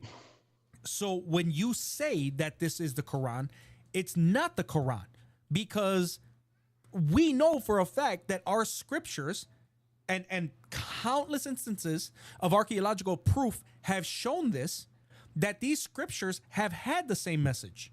The only contradicting message was the one that came 6 centuries after it was all done in the form of your prophet, who is now claiming to confirm scriptures that he clearly did not understand. How can this be the same book if it is openly contradicting it? Okay, I'll tell you what. I don't believe that Quran came 1400 years ago. This is the point I'm trying to make now, yeah? It was What the hell, bro? there before mankind even appeared. So how can a Bible copy the Quran? Zed, it has been fun. That's an un-Islamic view. That's an un-Islamic 40 view. minutes later, dude, Oh we my figure Lord, out he man. doesn't even think the Quran. Right, can we get to look? Can we move on? We should speak with Saj, dude. I don't want to listen. Saj, go ahead. Hold on. Let me read some super chats before, There so was- I don't there forget was them. a guest- Let me read some super chats real quick, and then we'll get to you, Saj. Okay. We got a Laughing Disco. Thank you so much, Gorthian on YouTube Shorts Live. Appreciate you, man. God bless you. We also have a $50 super chat from your favorite Arab drive-by super chat. Go. Thank you so much, brother. And also from your favorite Arab, another $40 super chat who says, Musadikan is not just confirming, true translation is actually believing. Amen. Thank you so much, your favorite. I appreciate you, brother. God bless you. Thank you so much for the super chats, man. You are absolutely goated. I really do appreciate you, man. I appreciate you. I don't feel like I deserve the support that I get from you guys, but your favorite Arab honestly has been, I mean, that dude is just dropping bombs on me left and right, and he is absolutely goated. Thank you so much, brother. That brings us to 180% of the super chat goal for today, which brings us to Matthew chapter 10, guys. I've already documented. Thank you so much, bro. Brother Saj, you are a Muslim. You don't believe that the Islamic dilemma actually exists, correct? No. Okay. Why is right, that?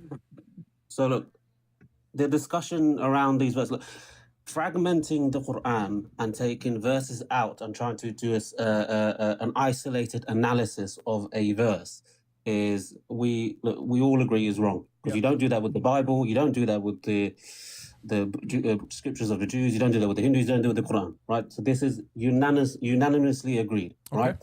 So when you look at it, when scholars have looked at it in totality, they come up with, yes, the Quran does confirm the previous scriptures revealed, right? But when the Quran confirms, this is a general confirmation. Okay, where does right? it say that?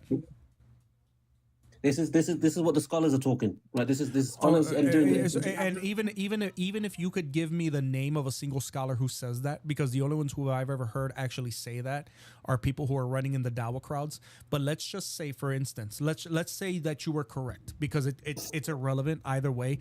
My question to you becomes: fine, irrelevant. If these are the words, right, dictated to your prophet from Allah through the angel Jibreel, right? And this was just a general confirmation, and not everything in the scriptures is to believed, you now should be able to, as a Muslim, show us where in the Quran we could derive that interpretation.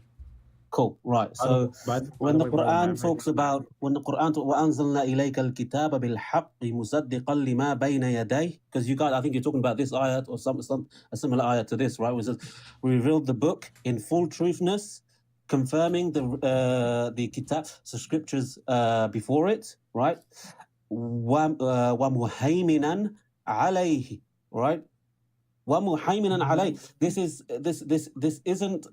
This is an add-on, right? So it says, look, we have confirmed the previous scriptures, and muhaymin is also understood as a guardian also understood as a corrector, a decipher. It's not So understood what as a corrector. Muhammad- Oh, No, it's stop not right a there. corrector. It It's is. not a It corrector. is. No, it's not. It is. Show me. No. Show me anywhere where Muhammad means corrector. Because here's Qamus the al-Faz, thing, Sajid. yeah, I'm gonna beat that down real quick. What does confirm mean? I've agreed. Confirm. Right. Right. Okay. Right. So to confirm means to attest to the validity or correctness of someone or something. How the hell can you correct something that you have attested to as already being correct? So, like I said, the Quran, we take it in its totality. Brother, right? that's not what I asked you. That's stopped halfway through the verse. Saj, No. respectfully, brother, that's not what I asked you. No, How you're the Quran- literally, that's an oxymoron. You cannot correct something that you have already affirmed and validated as being correct. That's like Yeah, but that's me handing your you. etymology That's like, of brother, an English. that's no. That's your It's etymology not, of the okay, word hold on, confirm. Saj, stop, because you're lying now. Okay, you're saying first of all, Muhammad, nobody in here, despite the fact that we don't read or write Arabic like that, nobody in here has ever stated that the word Muhammad can mean corrector. Okay? Doesn't say that. As a matter of fact, show me one verse in the Quran that claims that it is correcting the previous scriptures. Go ahead.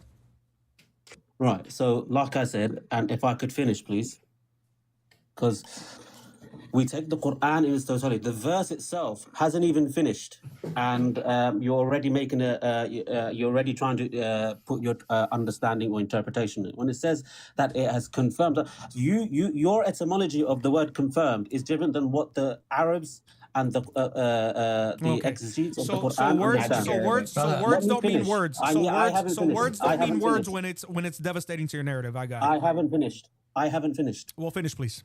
Yeah. Okay, thank you very much. So when it says confirm and then follows on to say that wa muhaiminan alay, it is a what? And look, We can't hear you if you're off the app, brother. sorry. Qamus al-Faz, I keep jumping between apps, but Qamus al-Faz is a famous vocabulary dictionary of the Quran.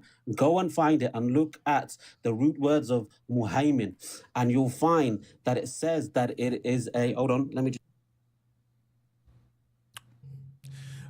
a determiner between falsehood, right and wrong. Okay. Right. So then you're correct. Hold on, Saj. Let me finish. So Saj, hold on, Two brother. sentences and I'll finish. All right, Two go ahead. sentences Go and ahead. I'm finished. Go ahead. Once he's Quran finished, I will take him to school on this. But let him finish. Good. I'll take him to school on it. So when the Quran says that he has come to confirm what is previously revealed, we understand that because it follows up with and it is the corrector of it is determiner of what is fault between the falsehood and between the right and wrong in these matters. So we understand confirmation as a general term, and more specifically, the Quran is a guardian, is a corrector of anything that has happened. Brother, hold on. That was a to lot more than two sentences, brother. Go ahead, Jay. All right, folks, it's time to become the sheikh again and teach these boys Arabic, okay? Let's see here. We've done all the research in here for you, and we will see what your scholars say. You don't want to believe us? Then we'll see what it is, okay? Number one, the scholars define it as the witnesser, the preserver, the confirmer, the trustworthy, never say the corrector. We are going to, here it is. The Quran is muhaimin over the previous book, is the mainstream consensus. The Quran is a muhaimin over Muhammad. You've got a scholar who says that.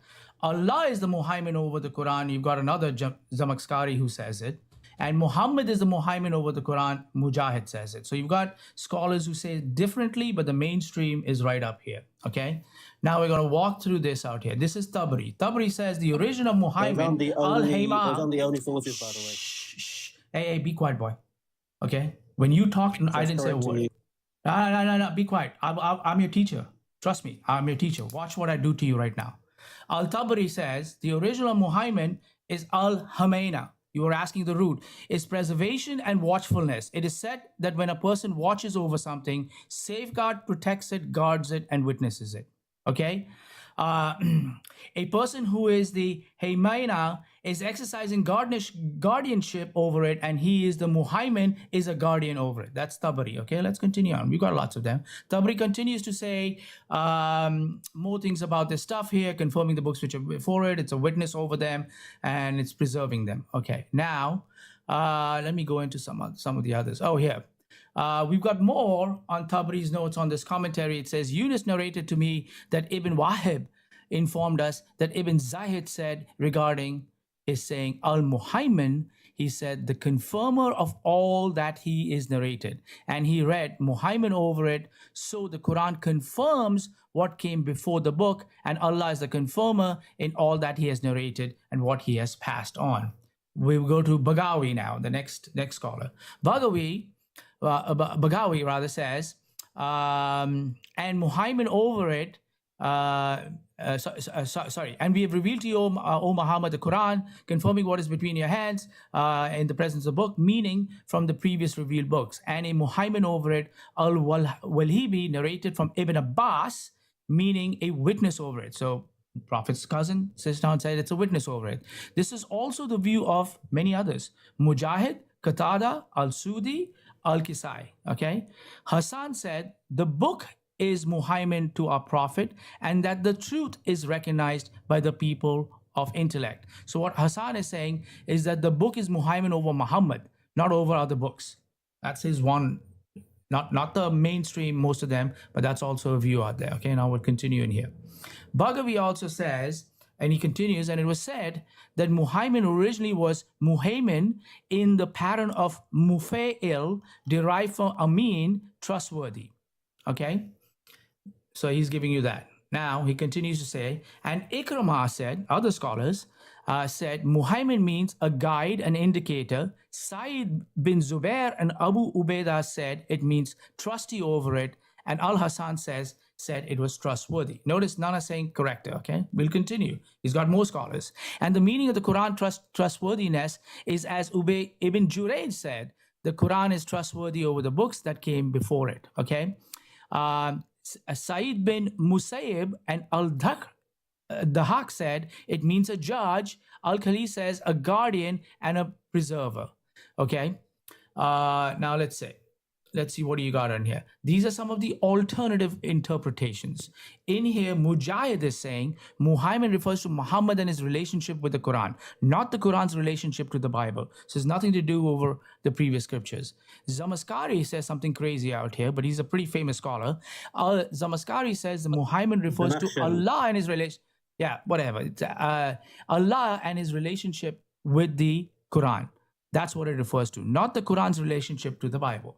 Okay, there is more in Ibn Kathir. It says, as for what Ibn Hatim reported from Irkama and Sa'id bin Zubair and Ata bin Khurasani and Abi Nahij and from Muhajid, that they said regarding the phrase Wa Muhaymin alayhi, it was guarded over.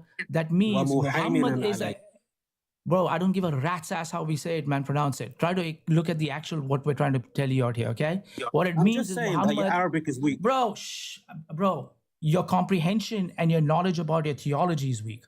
I'm teaching you all these scholars are saying none of them say correct, okay? I don't care. It's a stupid language to me. It sounds like rubbish, okay? Okay, and it means Muhammad is a trustee over the Quran. That is the correct meaning. That means Muhammad is a trustee over the Quran. Ladies and gentlemen, what does that mean? That Muhammad is a guardian over Allah's words. He's the boss of Allah's words. It's a crazy, crazy meaning in there out there, all right? Again, many of them going on and on and on. Now, none of them say that it is a correct, as I showed you. Over a dozen scholars of their top rights. Now I'm going to break down the verse where it cannot be a corrector. As Brother Maverick already said, how can you correct something you've already confirmed? But wait, Muslims hate the second half of that verse. Let's read that second half of the verse. It says, and we've revealed to you the book in truth, confirming which preceded it of the scripture, and as a guardian, it's incorrect on criterion, so judge between them what Allah has revealed and do not follow their inclinations away from what has come to you of the truth. So books don't have inclinations, people have inclinations. So it's asking you to judge between the people, because do not follow their inclinations, number one. But this second half of the verse, This is second. Shh, be quiet. The second half of the verse is the one which They're saying is you completely mistranslated. You that. missed out a word. Shh. Oh my Hey, gosh, boy, Saj, be could quiet. you shut up? Be quiet, dude. Yeah. The second half of the verse is where they'll get in trouble. Had Allah willed, He would have made you one nation, united in religion, but He intended to test you in what He has given you. So what they're saying is that he gave the law to the Jews, he gave the law to the books to the Christians, and he gave the book to the Muslims. Monologuing. He Hurry up, man. Come on. purposely kept it separate. So if he was going to say one book is correcting the other book, he would not sit down and say, I did not want you to be one nation. Again, he said over here, to each of you we prescribed a law and a method. Hey, Jews, Christians, and Muslims, I've given you your own stuff. Had Allah willed, He would have made you one nation united in religion. But He intended to test you in a way that He's given you, so race to all that is good. Okay? So right here is the second half of the verse where they hate it. Because right here it tells you they're all supposed to have their own individual stuff. Nothing is the boss over the other. Nothing is the corrector over the other. So you wouldn't say Now, that everything Yahweh, you wouldn't say that Yahweh misled the Jews? Right, can I respond? No, wait, Can hold I on. respond? Would you say I that? need to respond. hold No, on no, a no, no, second. no, no, no. I need to respond. Hold on, Dark. So I long. brought you up here so that you don't have to be waiting in the queue, but you're not involved in this one. We're gonna get to you next. Saj is speaking with Jay right now. Okay. Right. Notice. Did Yahweh mislead the Jews? Brother, I'm gonna say it one more time and then I'm gonna drop you. Don't if you want to have waited here all this time to waste your own time, no problem. Okay. Yeah, Muhammad, calm down. And just relax, dude. So Yahweh misled. Right. So notice he went through a number of classical scholars, some within the Ahlul Sunnah, some were outside, but no, never mind.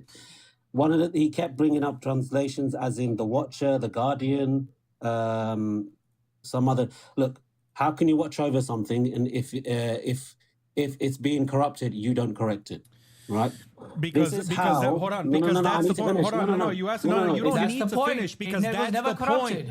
Your assertion, Saj, your assertion of corruption means absolutely nothing because either way it goes, if you're asserting corruption, that means that you are invalidating verses in your book. Are you telling us that there are invalid verses in the Quran? Are there invalid verses in the Quran? Go ahead, Saj. Unmute yourself now. Are there invalid? Listen, dude. I'm gonna ask you one time. Are there invalid verses in the Quran? Look, listen. Everyone can see. Are what's there happening invalid here. verses in the Quran? Look, if you're not going to let me respond, I'll just move on. Because everyone can. Saj, are there invalid Everybody can verses see in what the you're Quran? doing. No, nobody. The only one who can see what you're you're doing. butting in and you're not letting me respond. You might as well just kick me off because you guys are it's just a having simple question. Because what you're doing You guys is are you just are having a- appealing. You're appealing to alternative muting- meanings. You're appealing to. By the way, brother Maverick. Yeah, what's up, man? What's up? I'm sorry. What's up? We had someone before Saj that was waiting at least maybe 30 minutes to 45 minutes longer Who? before he even Nas? joined. J.A. J.A. Okay, yeah. Well, he keeps popping in and out too, so I don't know if he's having issues. At the scene. All right, J.A., go ahead, brother. What's up? Hello, can you hear me, guys? Yes, we can hear you. What's up, man? Okay, with whom am I talking? Am I talking to Maverick? Or Yeah, this is Maverick. my first What's time up, man? being here? Yep, brother Maverick. What's up? Okay, so you said Christianity is more logical than Islam. Yes, because Islam has a multitude of contradictions, including the fact that it affirms scripture that it disagrees with. Okay, before we go into confirming or not confirming, when you say like, okay, it's logical, Christianity, and is your God also logical? Yes. The Trinity. Yes. And that's more logical than the oneness of God. That Yes. God is one. Yes. Are you certain? Yeah. You want me to absolutely put you in your place with one question? Does your God have 99 names and attributes? Attributes is not the same. Does he have Is 90? Jesus an attribute of God? J.A., hold on. Or Stop. is he God Stop. himself? Stop. Because you're trying to gish gallop away, and I'm sick and tired of allowing Muslims to shift to Christianity. Okay. So For is example. your God does your God have the 99 names? Yes or no? Yes. Is he all has loving? more names. Okay. He has more Is he- names. Okay. but Is he all loving? I don't care if he has more names. Is he all loving? He's the most loving. Is he the most loving? So if he is the most loving, then who is he the most loving to eternally when there's no creation? That doesn't make sense. You damn straight it doesn't make sense. No, what you're saying doesn't make sense. It does make sense. Is he do you the know most why? is he the most loving eternally? Does your God Yes. change? Yes. Okay. Does Yes. he change? No. No. So then, who could he possibly be the most loving to eternally before instantiation? It doesn't need to have a person to be the most loving. Okay, He is the so most then loving. who is he the most loving to? What does it mean to love? To love means to prioritize someone ahead of yourself, right? No, and that's not on top true. of that, even That's- if you didn't want to take my definition, okay, even if you don't want to take that definition, JA, it's irrelevant because that even if you're gonna say something stupid like, "Oh, he loved himself," is he able to I'm show? not gonna say that. I'm not gonna say Okay, that. JA, here, let Can me I- help you. Let me help you, okay? Because Muslims have a hard time keeping their mouths closed when someone else is talking. Even if you're going to say that he loved himself or you're going to offer it, is he able to show every form of love when he is alone in eternity? Can I talk now? Answer my question, dude, or you'll have waited all this time for nothing. I'm gonna answer it, but can I talk? Is he able to show every form of love eternally before instantiation? Does he? Okay.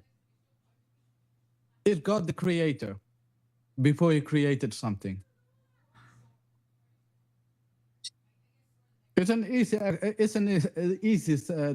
Answer the my correct answer is question. yes. Answer my question.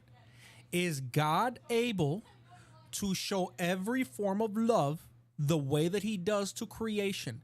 Is he able to do that before a single instance of instantiation? Is he able to do that? Why does he need to show? Because if he doesn't, then you, by your own definition, don't believe in a real God because you admitted that God cannot change. Here is the issue. No. That attribute of his love has gone from potential to actual, which means if he has an attribute that has become actualized, that means that he has now undergone a change. And if he can change, he is not God by your own admission. That's why. And you wanted to compare that to the Trinity. The issue is our God, being a triune God, is a relational God, and the Father, Son, and Holy Spirit have a relationship, whether or not they ever decided to initiate instantiation. Do you see the difference? Do you see why the triune God actually makes sense? Because the triune God is not dependent on creation for his attributes to be what they are. Your prophet didn't understand the Trinity, just like you don't, so he tried to speak out against it. But in giving him those 99 names, he missed one huge thing. God is not created, so he cannot change. But you just admitted that at the moment and the inception of creation, he just changed. So why are you trying to talk about my Trinity without even understanding how little sense your God makes? Okay. For example, if I have the attribute to love, and I love someone, did I change? No. What? I acted. Wait, say that again. Okay. If I have the attribute of loving inside me already, and I'm implementing the love, I didn't change. I implemented what I already have. Now watch this. Were you implementing it before?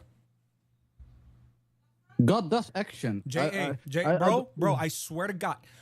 Were you implementing it before? He has the ability. Whether he does implement it or not, it doesn't matter. JA, I'm using your example, and you're getting under my skin, bro.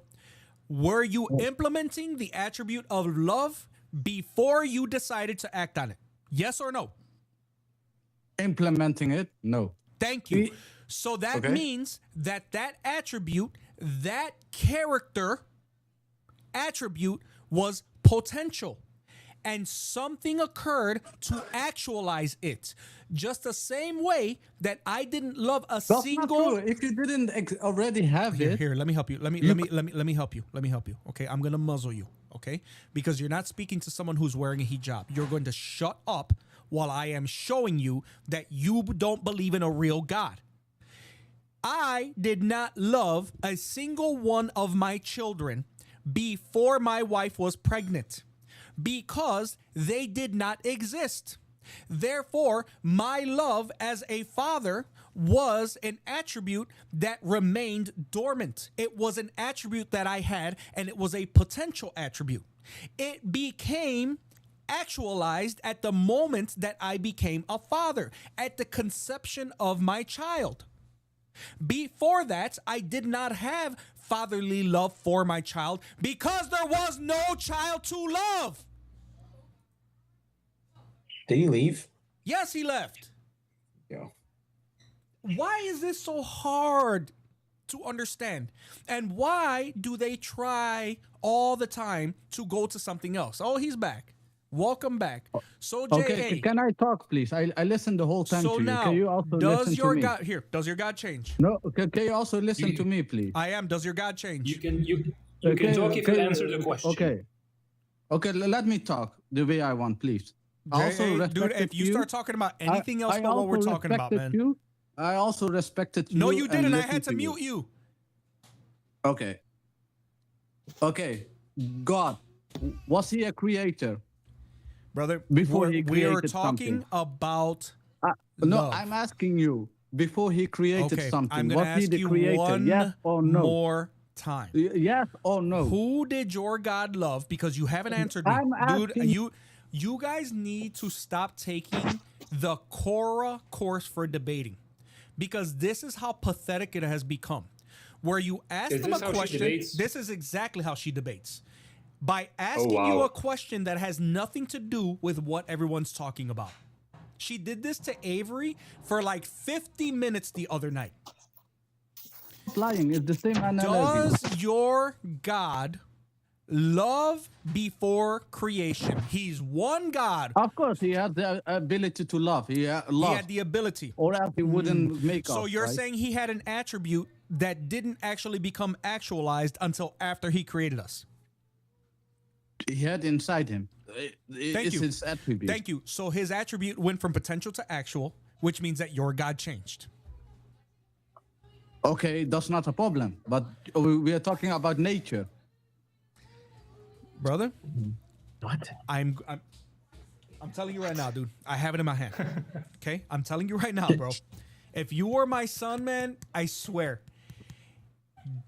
Look, I'm not even gonna ask you because I know you're not gonna answer. Everybody here who's been here since the beginning of this conversation, did he not agree that God does not and cannot change? Did he agree with that?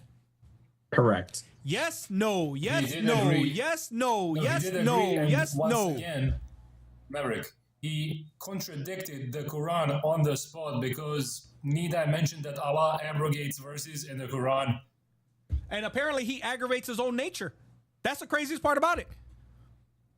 So, Can I J.A. try something? Yes, please, Johnny. Johnny, you talk to him. lying. Stop. Yeah, I want to. There's a difference between Hold on, what Jay. Brother, I just Hold on. had there are dozens of comments coming in saying that that's what you said. Johnny said yes. George said yes. Apparently, everybody is hearing something different than what you're saying. that the baby is your God. Come on, man. Calm down. Here we go. Okay, bro. Don't shift, bro. Right. Hold on. He's shifting. He doesn't want. Here, Johnny, make your statement and I'll unmute him because he doesn't know how to control himself. Go ahead. Well, I just wanted to ask him if he knows what act and potency is, because I don't think he does, and that's He why doesn't. he's not getting your argument. So, Jay, I get his do you know, argument. do you know what act and potency is? He's just like actualizing his attributes. That's not Okay, so- changing his essence. What God is, he doesn't change. What he does Are the Wait a minute, are what's- the are the different time. attributes essentially do these attributes make his essence who he is Right. as a being? Because if these attributes are a part of the essence, that means that if any one of them changes, then the essence changes, which he means your doesn't God change changes. in his essence. He doesn't change his attribute. He didn't become not the most loving. He is always the most loving. Let's Are you smart or what? Hold on, Jay. Hold on. Let's take this one at a time. First of all, attributes make up the essence. Can we agree on that? Wait, can you speak a bit louder? I cannot hear you. Yeah, I'll raise him up. I'll raise him up. Go ahead, Johnny. I raised you up to 200%. Allah's 99 names, his attributes, do those make up his essence? You mean that? Yeah, in a way, yeah. Brother, it's yes or no? Yes. Okay. Those are his attributes also.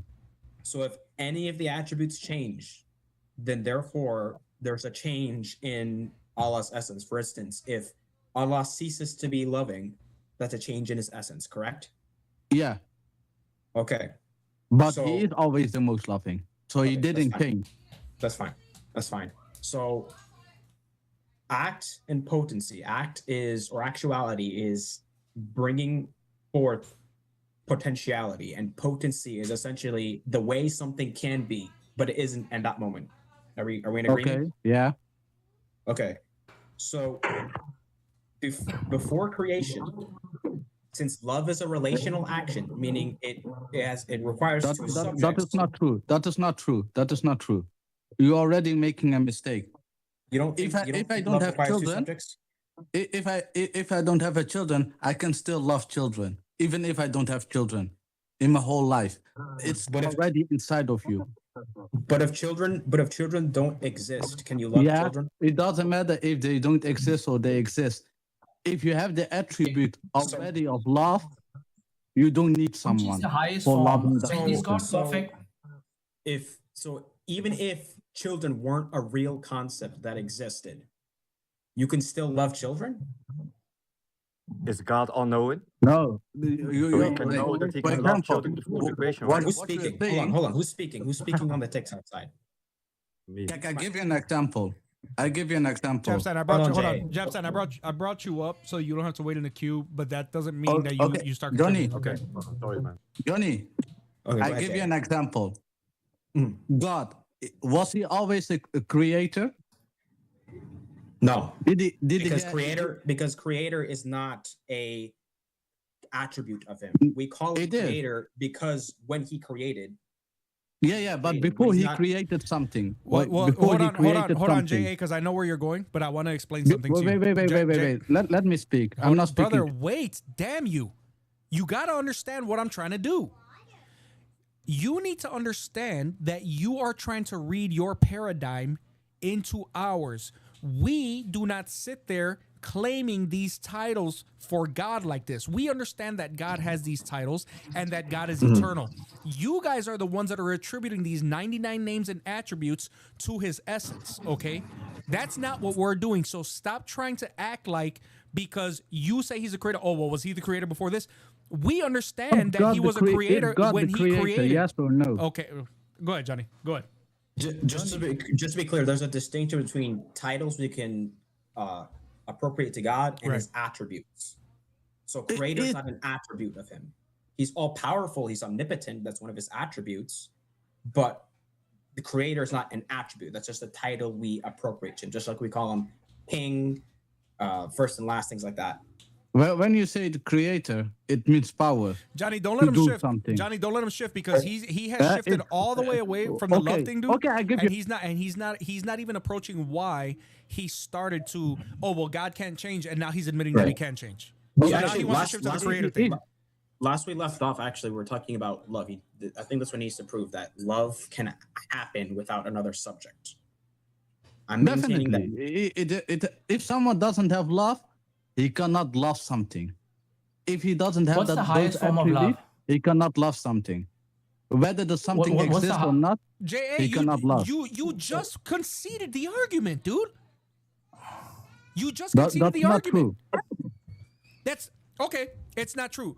Did you just not say that if he doesn't have someone to love, he can't love something? Isn't that what you just said? No, I didn't say that. I didn't say that. I didn't say that. What did you just say? Listen good. What did you say? I said if he didn't have the attribute, listen to me very well.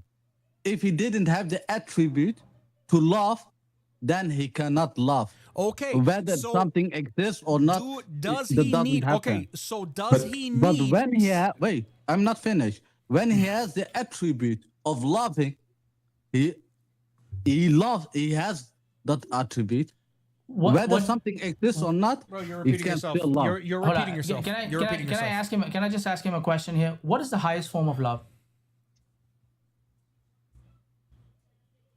What is the highest you form? guys? What are we talking What is about the- love the whole time? What is the what is the highest form of love? Okay, let me ask you: is God perfect? God is perfect. Yes.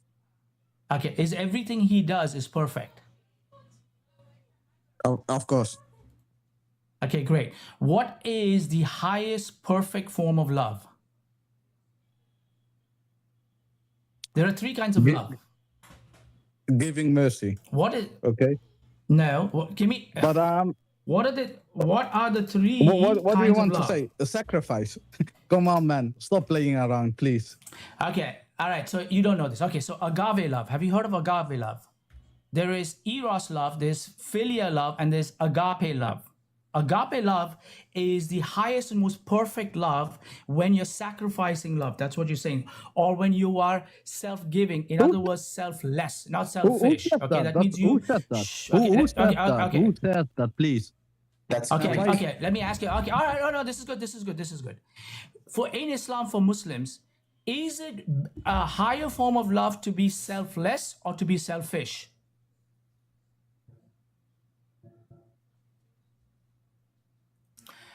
Come on, you can talk. In Islam, as a Muslim, do you consider being selfish or selfless as the higher form of love? What do you mean? Not being selfish. Okay, so that's called agape love, self-giving love, sacrificial love. That means you share your love with someone else. Selfish. You don't keep it to yourself. So if God is mercy is perfect, as also you that. said, don't go to anything else right now. If God is perfect, as you just said, and everything He does perfect, that means perfect love means He would have to share His love. He would do the agape love. That's the highest kind of love. Try to compare human to God, man. Come on, man. Okay. This Ben is racist, man. But Okay. Jab, So now, what's your point with this? mute up, Jab. yeah. Hello? So now, so my point is, after you said that God is perfect, and if He's and I asked you, does everything He do is perfect? You said yes. So when He loves, He's going to be perfect in it.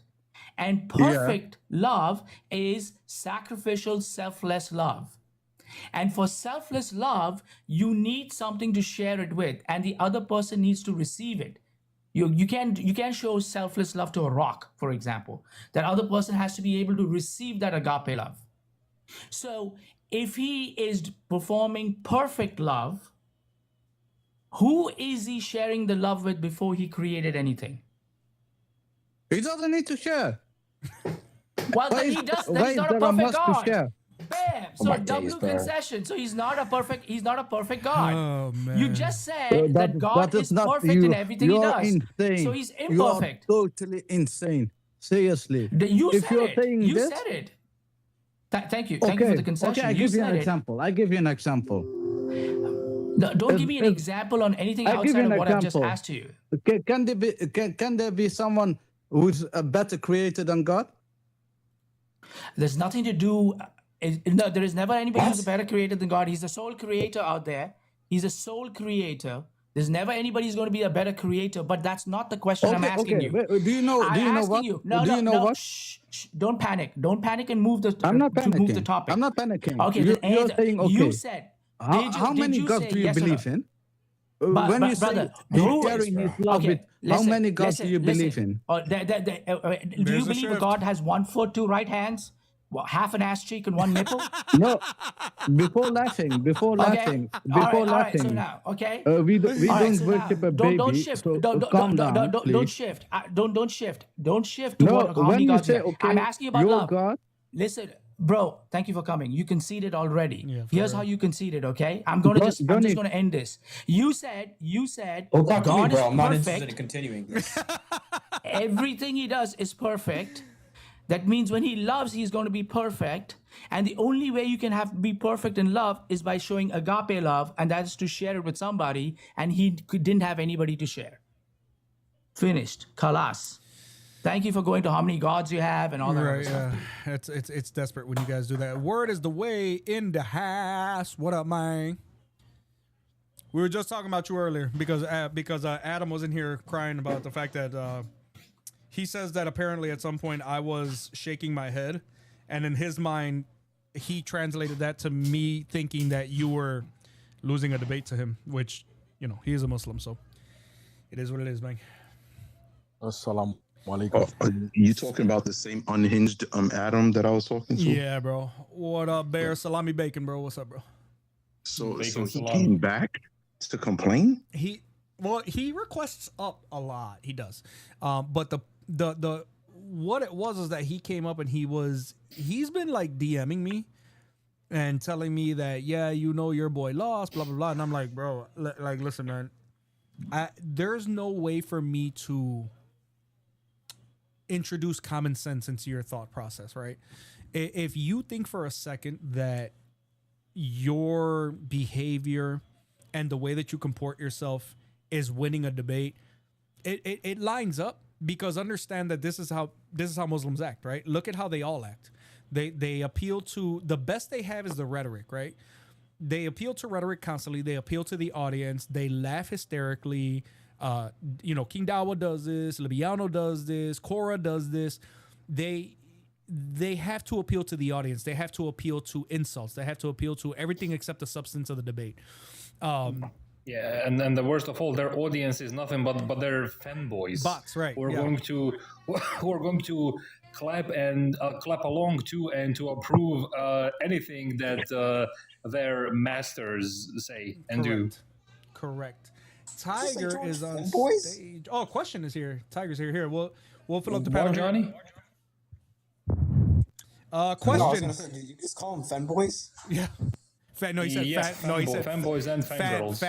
Fanboys, not femboys. Fanboys. Oh, okay. Yeah, fanboys Question. and fangirls. You've been waiting for a while. What's up?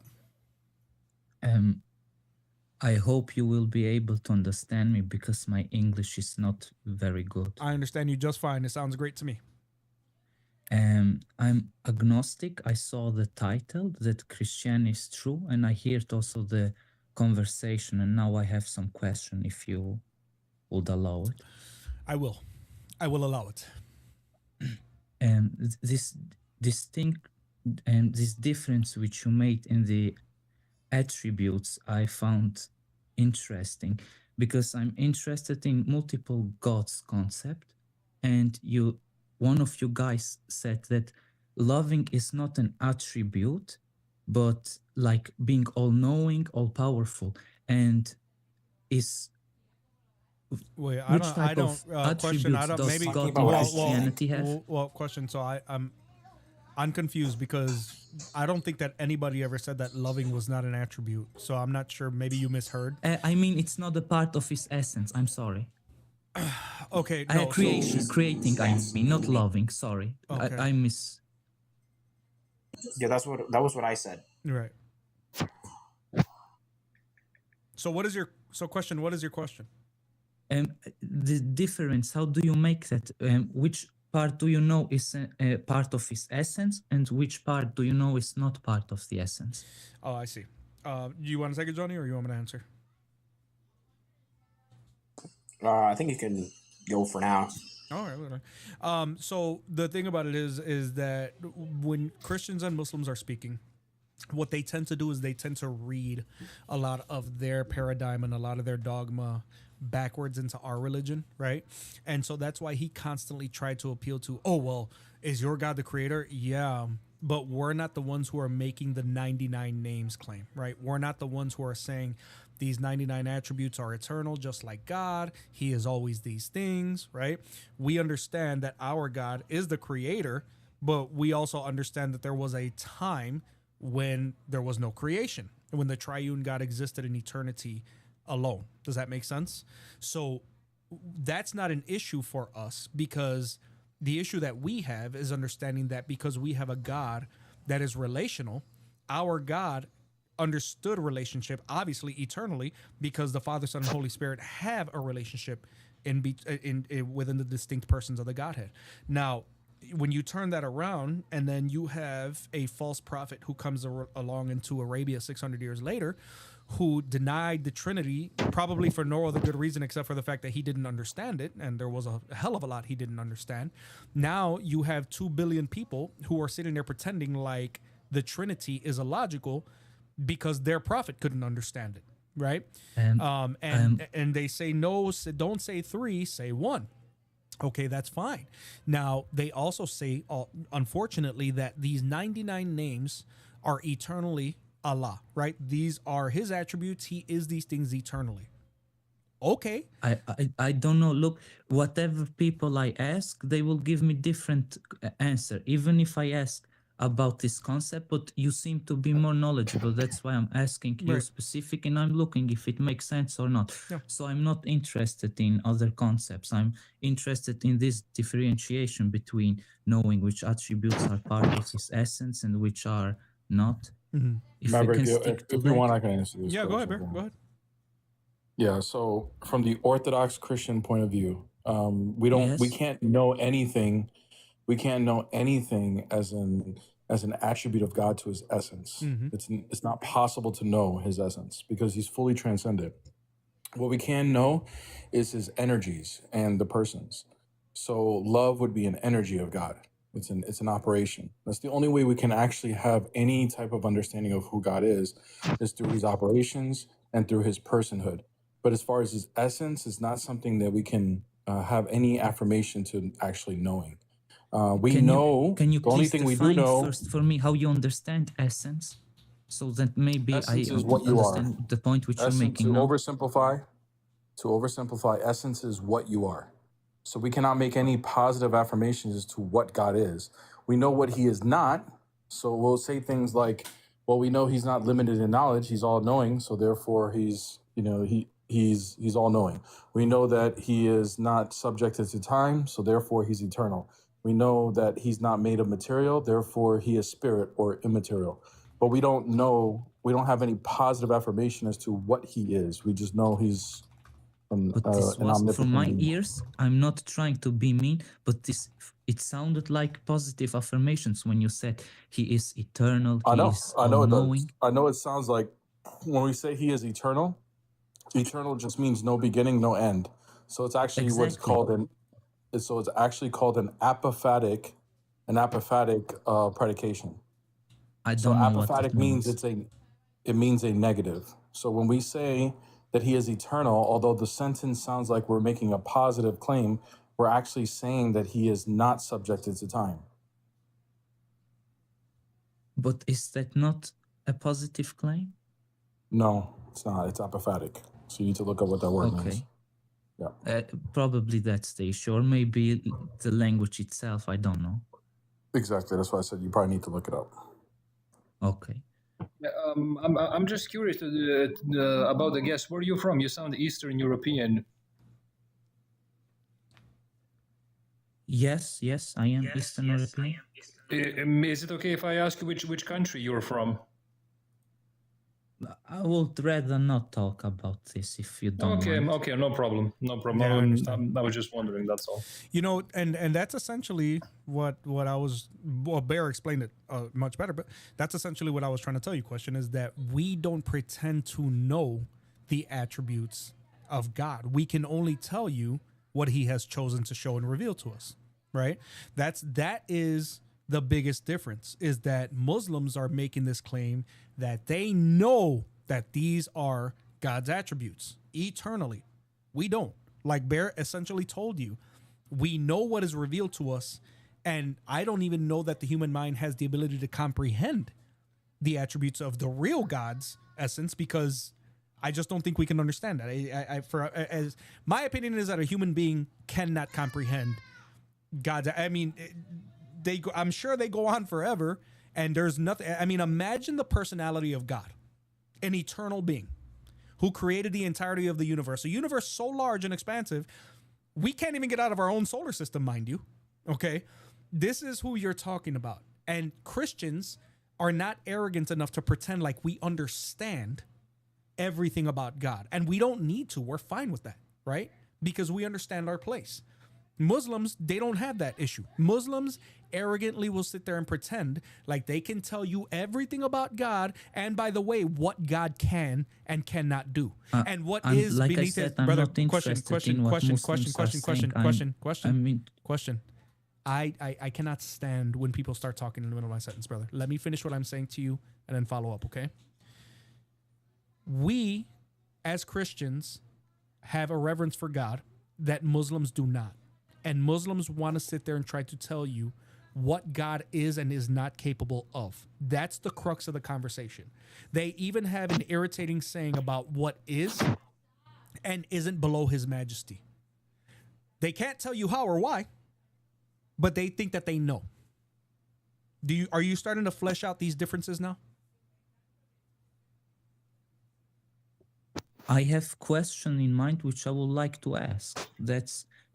And based on the answer which the other guy gave me. What's your question? If you don't mind. What's your question? He said like it's something you claim things which God isn't. So you're not making a positive claim by that. Yes, it's called an apophatic. It's an apophatic Okay. predication. Yeah. Okay. Like I said, I don't know the word, but based on that. But aren't there things which the answer can only be yes or no? And if you say this is not God, so you have no other option than to make a positive claim. For example, well, question. Hold on. Say, so let me stop. Hold on. Stop. You said, aren't there things where the answer can only be yes or no? Is that the foundation under which you're operating? There are things, I mean, for example, would you say God exists or doesn't exist? Yes, he exists. Yes, but that's my point. So you're making a positive claim. Okay. But how does that stand in comparison to what Bear said to you? But once again, existence is an action, it's an operation. So we can know things through his operations, but when we're talking about a description as to what he is, then that's going to be apophatic. We're only going to know what he is based on what he is not. But if he is not, then and there is no other alternative except yes, then you essentially saying that you know positive that he Brother, is here's what you got to do. Here's what you got to do. Because this is not even like a debate, dude. You're debating something I'm not debating, I'm asking. I know that, brother. So what I'm saying is this is not even an actual like objection to this. What you need to do, I think there's a language barrier. If you want, I will spell to you what an apophatic. I'll spell to you apophatic predication. I wrote it. Look it I wrote up, it for him. Make it translate. Make it translate for you in your language so you can understand it, and then you can come back and we can discuss it. Yeah, and Johnny typed it out for you in the chat question. Okay, because like I said, Bear has answered you. We've all actually kind of answered you. And you're just kind of saying, well, this isn't a debate. But then when we answer your question, you're all, but doesn't that mean, you know what I mean? Like you're just not, you're pretending like you're not here to debate, but it sounds like you're actually more contrarian. You didn't really have a question. And that's fine. I have no problem with that. Just don't lie about why you're here. Muhammad, you're on stage. I just learned something new today. I can hear you barely, brother. Your signal is really bad. Let me get good signal. I'm sorry? Yeah, maybe, I don't know if you're on your phone or on a tablet, maybe plug it in. Sometimes plugging it in will help the devices within to get off of battery power because I see you're on battery power. I'm going to go ahead and I'm going to mute you. I'm going to mute you. And then when I see that your signal clears up, I'll bring you back on. Question, I'm at this point, you had to have had enough time to copy and paste. So I bid you adieu. God bless. And I pray that you come to the truth. Bought by blood. What's up, bro? Man, I you know what? I can't even say that I expected Queen Dawa to give you a hard time. But essentially, I almost felt at some points where he was actually arguing your points for you. And that was bad. Let me see if this guy is better. Muhammad, okay, are you back? Are you better? Hello? Hello? Yeah, yes, Muhammad, are you there? Hello, Muhammad, are I you heard there? him say hello. Yeah. Yeah, but I don't know if he's lagging. Hello? Hello, He yes. seems to be somewhat better. Yeah. Muhammad, are you there? Heard him say hello again, but then Can you hear me now? Yeah, I can hear you. Yes. Okay, thank God. So what's up, brother? You're a Muslim? Okay, what are we discussing? What do you want to? It says Christianity is more trustworthy than Islam. So what do you want to discuss? What do you want to say? Why can't I hear you? What? I can't hear you. Can everybody else hear me? I can hear you just fine. Doesn't matter. Wait, can I rejoin? I can hear you fine. Yeah, you can rejoin. Go ahead and rejoin. Go ahead, brother. But he's really choppy. Yeah, I think that he's probably from another nation as well, and he's far, and then he's He got bad. looked like a child. Yeah, he doesn't look that old either. So, yeah, brother, man, you know what was funny, man? And I'm not gonna lie, because you were debating for a while, and I mean quite some time. You know, at one point I heard this fool say that I can't remember which one it was, but he either said that poppy seeds or orchid seeds grow to be as big or if not bigger than mustard seeds. He said orchid seeds. Orchid seeds grow into a tree. Into a at one tree. point. Did you notice how when you tried to call him out on that, he refused to answer it? He pretended like he didn't hear your question. Here it was the most mentally exhausting debate I've ever had. Not because it was difficult, but because I've never encountered a Muslim that dodged so many questions in my life. Yeah. Literally, I would ask a question, I would say yes or no and expound. There was at one point he's like, "It's not a yes or no question." I'm like, "It literally is." But no, it was mentally exhausting. Yeah. The main thing that I want Christians to know is just this is like the primary defeat for the mustard seed. If Jesus is aware of smaller seeds than the mustard seed, then guess what? When he's speaking of the smallness of the mustard seed, he's speaking in a way that is either phenomenological, hyperbolic, or going to be just like based off a Jewish proverb. And so that's the end. Jesus is aware of fig seeds. He conceded that Jesus is aware of fig seeds, but then he tried to make that Jesus is unaware of the comparison between fig seeds and mustard seeds. Yeah. But you can't make that argument based off probability.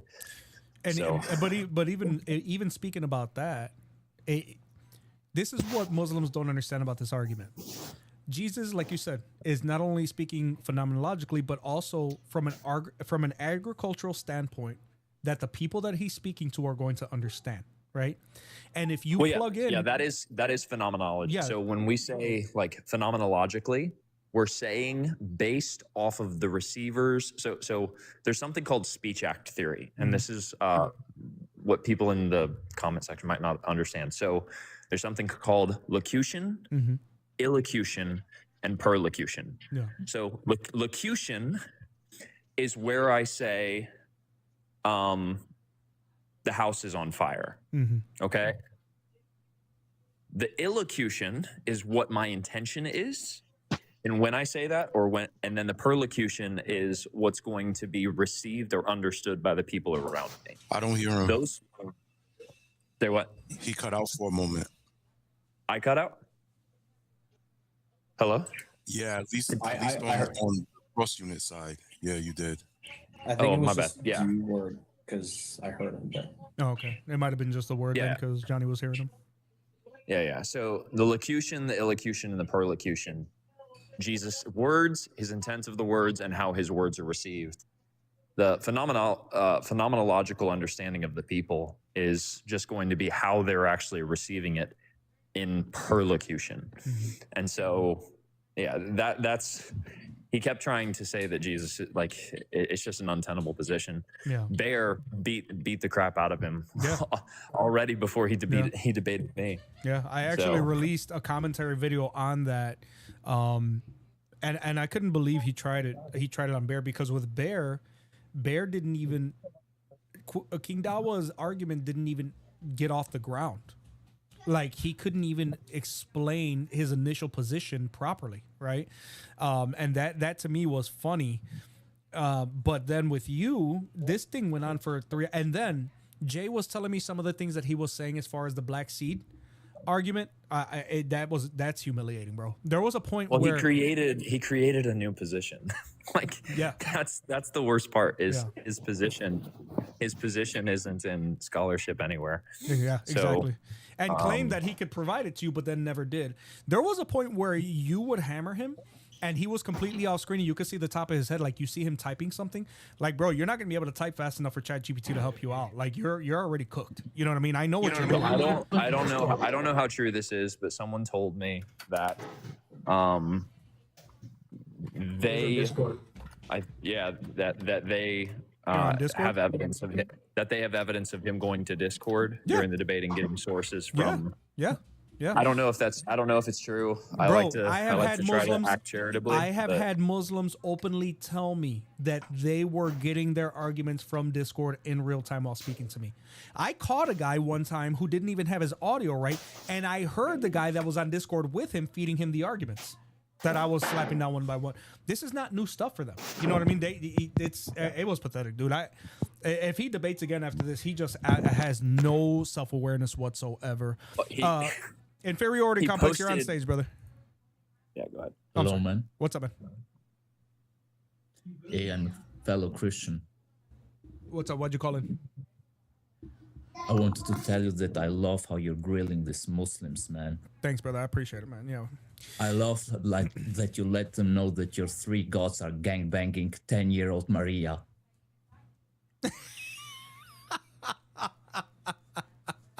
It's always the ones that can barely say anything right in English. It's always those ones. Always those Maria. ones. Stupid. Maria's the name of your mama, dude. Right. Who the hell is Maria? I want to say huge shout out to your favorite Arab again with another $20 super chat who says, hilarious when Muslims say oneness of God. Tawheed means to unify. How are you unifying one? Absolutely. Yeah, that's a good point. That's a good point. Amen.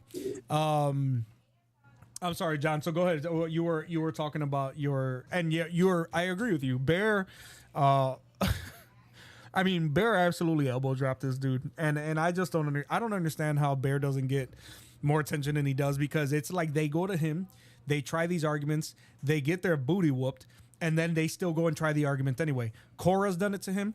He embarrassed her. King Dawo's done it to him. He embarrassed him. Central has done it to him. He embarrassed him. He's done it to who else was it? Anas. Anas has tried Bear many times. Like, these guys just don't get tired of losing, you know. And I just don't understand. Hello. How are you? You don't know? No. Oh, Bear, cutie. I swear, Bear was the one. Yeah, Bear was the one that taught me. He taught me how to respond to the. Oh, she's so cute. Thank you. Say hi. Hi. Bear, I'm sorry. I'm sorry. Tiger, Bear was the one that taught you what? No, I said he was the one that taught the response for the how many gods died on the cross argument, which is always asked do they mean nature or persons? Correct. Because once you catch them out in that nature or persons thing, their whole argument goes down the drain. Yep. Muhammad, you're on stage again, brother. Can you hear me? Okay. Hello? Yep. What's up, man? Can you hear me? Yeah, we can hear you. Yeah. So I'm defending my religion a bit. You're what? Okay, yeah, Muhammad. I'm sorry, brother. I can't hear you. And you're talking, and then your speech is like 5 minutes behind, brother. So I'm sorry. Maybe find another show closer to your country or something. And I'm not being sarcastic, but I can tell. Usually when people are calling from, dude, your favorite Arab again, bro. Let's go. I hear weak defense. I hear logical. Your favorite Arab says, shout out to Bear the Image. Go hit that subscribe button. Yes, sir. With another $20 super chat, bro. Let's go. Say fuerte. Say fuerte. Fuerte. Put your faith in the fire, put your logic to the test. Thank you so much, your favorite Arab, for the super chat again, brother. We are at 260% of today's goal, man. You guys are absolutely goated. Oh, and also thank you. You guys are making me blush. Dude, oh, I want to tell you about your wife. She did it again, bro. I don't know if you were listening. Thank you, Amira. Oh, yeah, I was. Was that before I came up? Yeah, that was before you came up. right? She did it again. Yeah, Two I was questions, listening bro. in the background. 2 questions. I was like, this is ridiculous. We get stuck with these guys for 45 minutes. She does it in 2 questions. I don't understand. Thank you, Amira, for the retro headset. Yeah, that was absolutely sick. I never got one of those before. I thought that was pretty cool. Thank you so much from the bottom of my heart. God bless you. And I'm going to add Word way back to the scene. So, but, okay. Do you want to do the rest of the live, or are you going to let me, no? Let her cook. Let's go. I was going to say, dude. Tell her to say Jay is the best. Say Jay. I don't know. Say Jay is the best. Say Jay is the best. Jay is the best. Jay is the best. Thank you. So, see? but so what? So as far I broke because you guys were debating for like 3-4 hours, right? What was something like that? Yeah. What was his response for the black mustard seed? Because after you kicked him around about I'm not gonna lie to you, bro. After you beat the poop out of him about the mustard seed, I which I knew was gonna happen. I couldn't have cared less because I knew that if he did that bad in his claim, I can only imagine how bad he was gonna do on defense. I missed the mustard seed one. I saw the black seed. He was just it sounded like he didn't have any anything to back up his explanation with scholars, but you did, right? Right, John? Is that right? Yeah. So his explanation, literally, this was his position. His position was, if you take black seed and it heals any part of the person, then the hadith is true. But the problem is the hadith indexes the black seed to the disease. But this was literally his position, Bear. He said that if he takes the black seed and it heals his pinky, like let's say he has cancer, if he takes the black seed and it heals his pinky, then the hadith is fulfilled and true. Wait, and the hadith, I'm assuming, says it eliminates the disease. I'm assuming, right? Yeah. It heals, and shifa, it heals and cures the disease, right? Got you. So eliminates the healing. Disease, but he's saying, oh, yeah, well, that will be equivalent to just healing my pinky, but everywhere else is contaminated with the disease. Yeah, I asked him flat out. I'm like, okay, so according to your view, if you take black seed for your disease of cancer and it makes your ankle feel better, then the hadith is fulfilled. And he said yes. This position is not anywhere in the scholarship. In fact, the scholars disagree with each other. And I can't even remember how many times I asked him, what is your interpretive principle that is leading you like to this position? Like what's the principle that you're applying here? He would not answer that question to save his life. And so because he doesn't know, he doesn't know Arabic. And so he said both positions, because here are the positions that you have. You have basically two primary positions. You have, and there's some nuance, but two primary positions is one, that the prophet should not be taken literally here, and two, the prophet should be taken literally here, right? His position was that it should be taken literally, but in a completely different sense from his scholars. So that's so ad hoc, like just we don't. Straight ad hoc. But I mean, his scholars are ad hoc too, right? Yeah. So like one scholar says that what the prophet means by this is that it heals all cold diseases or diseases caused by moisture, and it does not bring any healing to hot diseases. And I asked him flat out, I'm like, listen, what was the prophet's intention? Do you know the prophet's intention when he said it brings healing? I got him to say no, he does not know the prophet's intention, which means he's forming a belief based off of literally no criteria. If he doesn't know the prophet's intention, then his criteria for why he's choosing his view over another view is literally arbitrary. So yeah, but God forbid, we do that, right? We have an explanation like that as Christians. That's crazy. But you know what's crazy about that is that they're attacking the mustard seed, which is clearly a parable, right? And if you insert any other botanical claim that they're trying to bring forth, whether it's the orchid or the poppy seed, whatever, the parable no longer makes sense, right? Doesn't make sense. Now, you're taking a parable and you're comparing it to a literal medical claim from your prophet, right? Yep. Because the scholar can say whatever the hell he wants, ladies and gentlemen, but at the end of the day, his claim was very clear. Aisha even asked for clarification at the end of the narration and said, "What is this?" And Muhammad said, "Death." The hadith literally says every disease, every ailment except for death. Yeah. No He wet was disease, indexing it to the no person. dry disease, no hot disease. No, that's not what he said. He said everything shy of death. So literally everything, AIDS, cancer, syphilis, whatever you have, this will cure it. That was the claim, right? And you could have been extraordinarily uncharitable, John, and be like, no, that's not what Muhammad says. And unlike the mustard seed, Muhammad was being literal. This is a literal medical claim. The problem is, I think that Muhammad didn't expect Aisha to reveal as much about the things he said to her as she did. I don't think that he expected her to go forth and talk about the cave and talk about the seed and getting punched in the chest and all the other stuff that came through. Aisha is his biggest stop. Dude, beyond, Yeah, bro. Maverick, this is a regular thing within the Islamic world where the miracle of reinterpretation, as David would likes to call it, when you bring up a problem to a Muslim, they will say, "Oh yeah, that's what it says." But what it really means to say is da da da da da. Yes. Hey, brother Maverick, I'll be back here in just a minute. No problem. No problem. We needed a spot anyway. Yeah, there's nobody requested. Crossunit.net/call if you guys are on the YouTube side or on X or Twitch.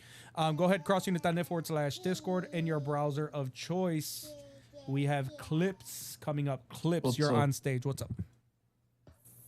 I just want to say, bro, it's sad to see that little girl have a moron as a Oh, dude. father. Is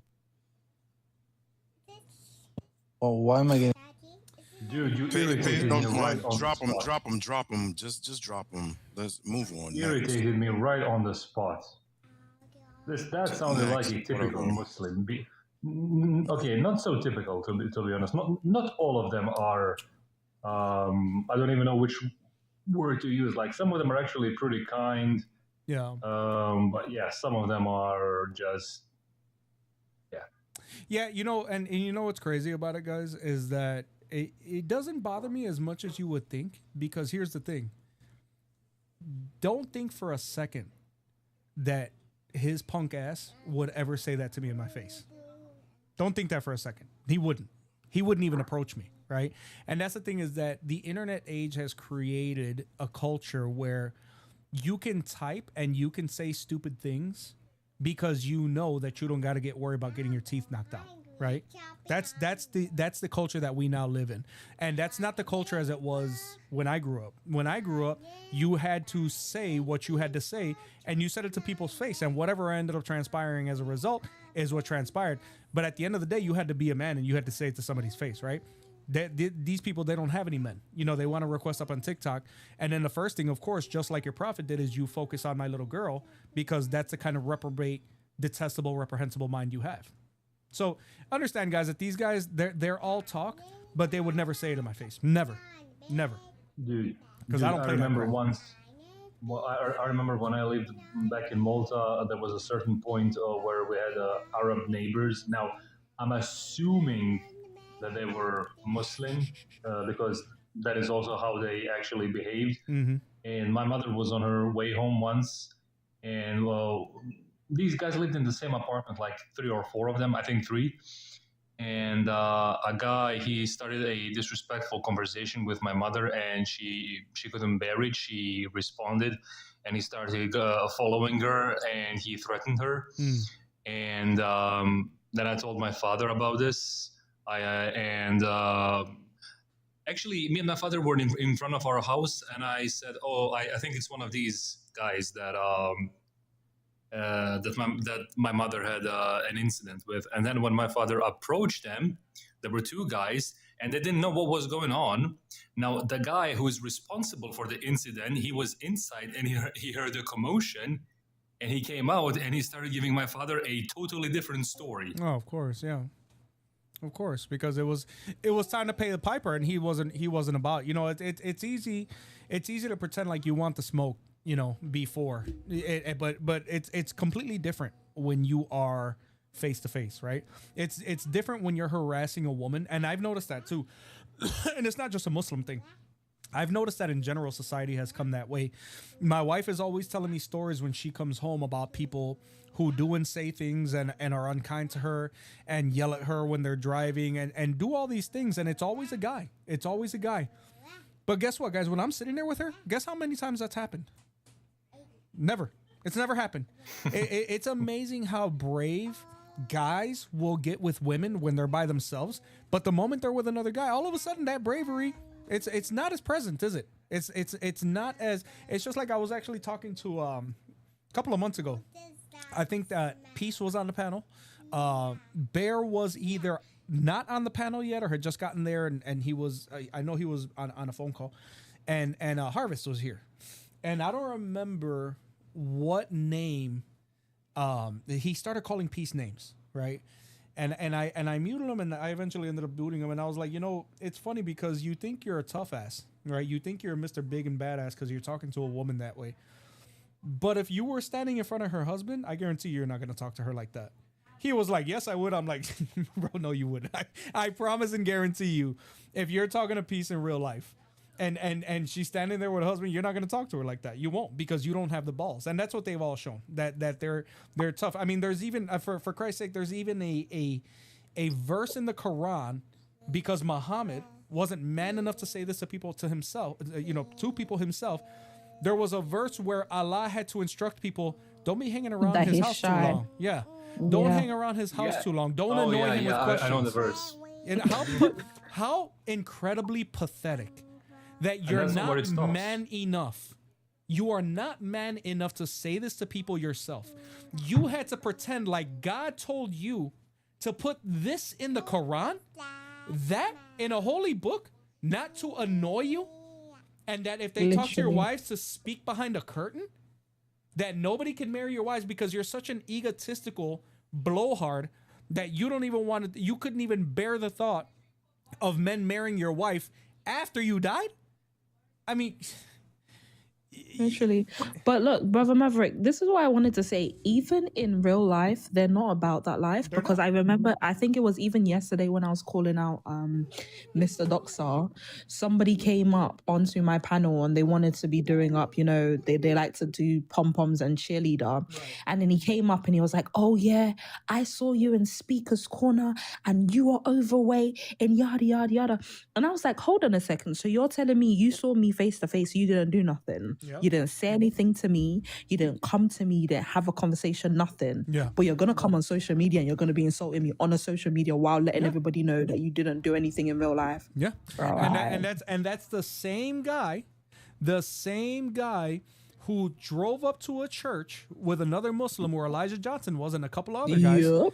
And when Elijah rolled up and said, what's up? He drove off and then pretended like he was going to go down the block and go do something. Guess what they didn't do? Exactly. They never got out of the car. They never got out of the car. As a matter of fact, his passenger said, well, we just came to talk, man. Where's all that toughness? Where's all that toughness that you guys talk about online? He keeps on spinning another analogy. I keep on calling him out on it because I said, you ain't about that life. You like to threaten people. Mm-hmm. But then when it got down to the get down, you came to a church and you got scared. Yeah. To a church? Yeah. You got scared? Yeah.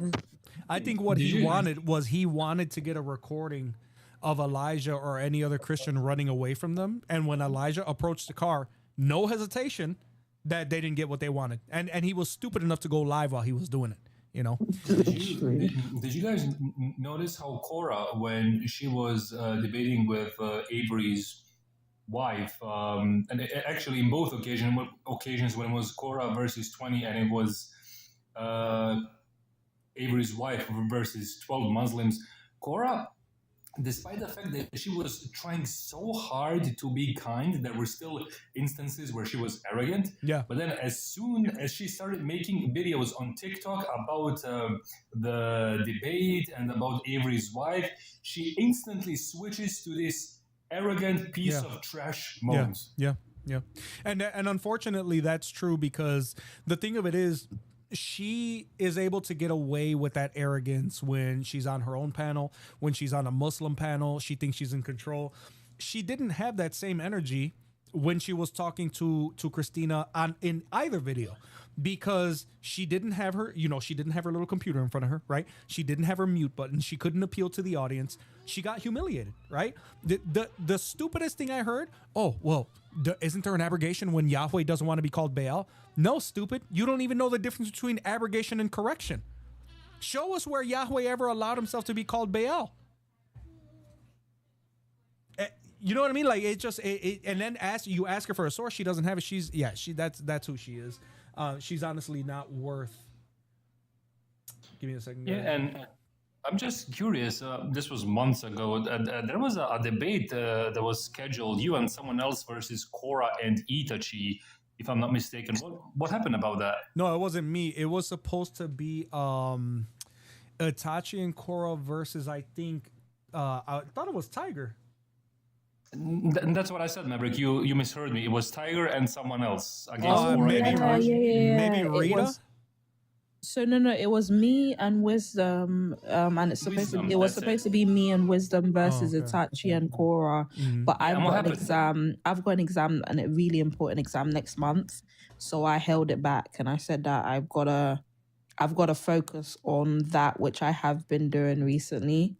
And then after August, if everybody noticed, I haven't done any debate with anyone since February. So yeah, after August now, then I'll get back into the debating. Real quick, Sister Harvest, I'm going to drop you for the moment to open up a spot. Just stay there, re-request up, so you stay in the queue until we get these two guys out of here, and then I'll bring you back up. Thank you so much. Itch. Thank you, Sister Harvest. I appreciate it.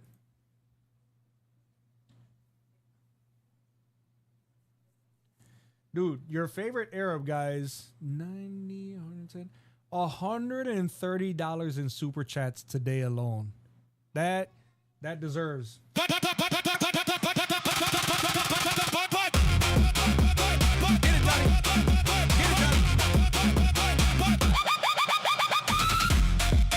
do this until it shows up. I can't find my ruler. Your favorite Arab just snapping with the super chats, man. You're not loading up, bro. I'll give you like another few seconds. If not, we'll bring up the next guest. Oh, there's nobody else. There was somebody else. All right.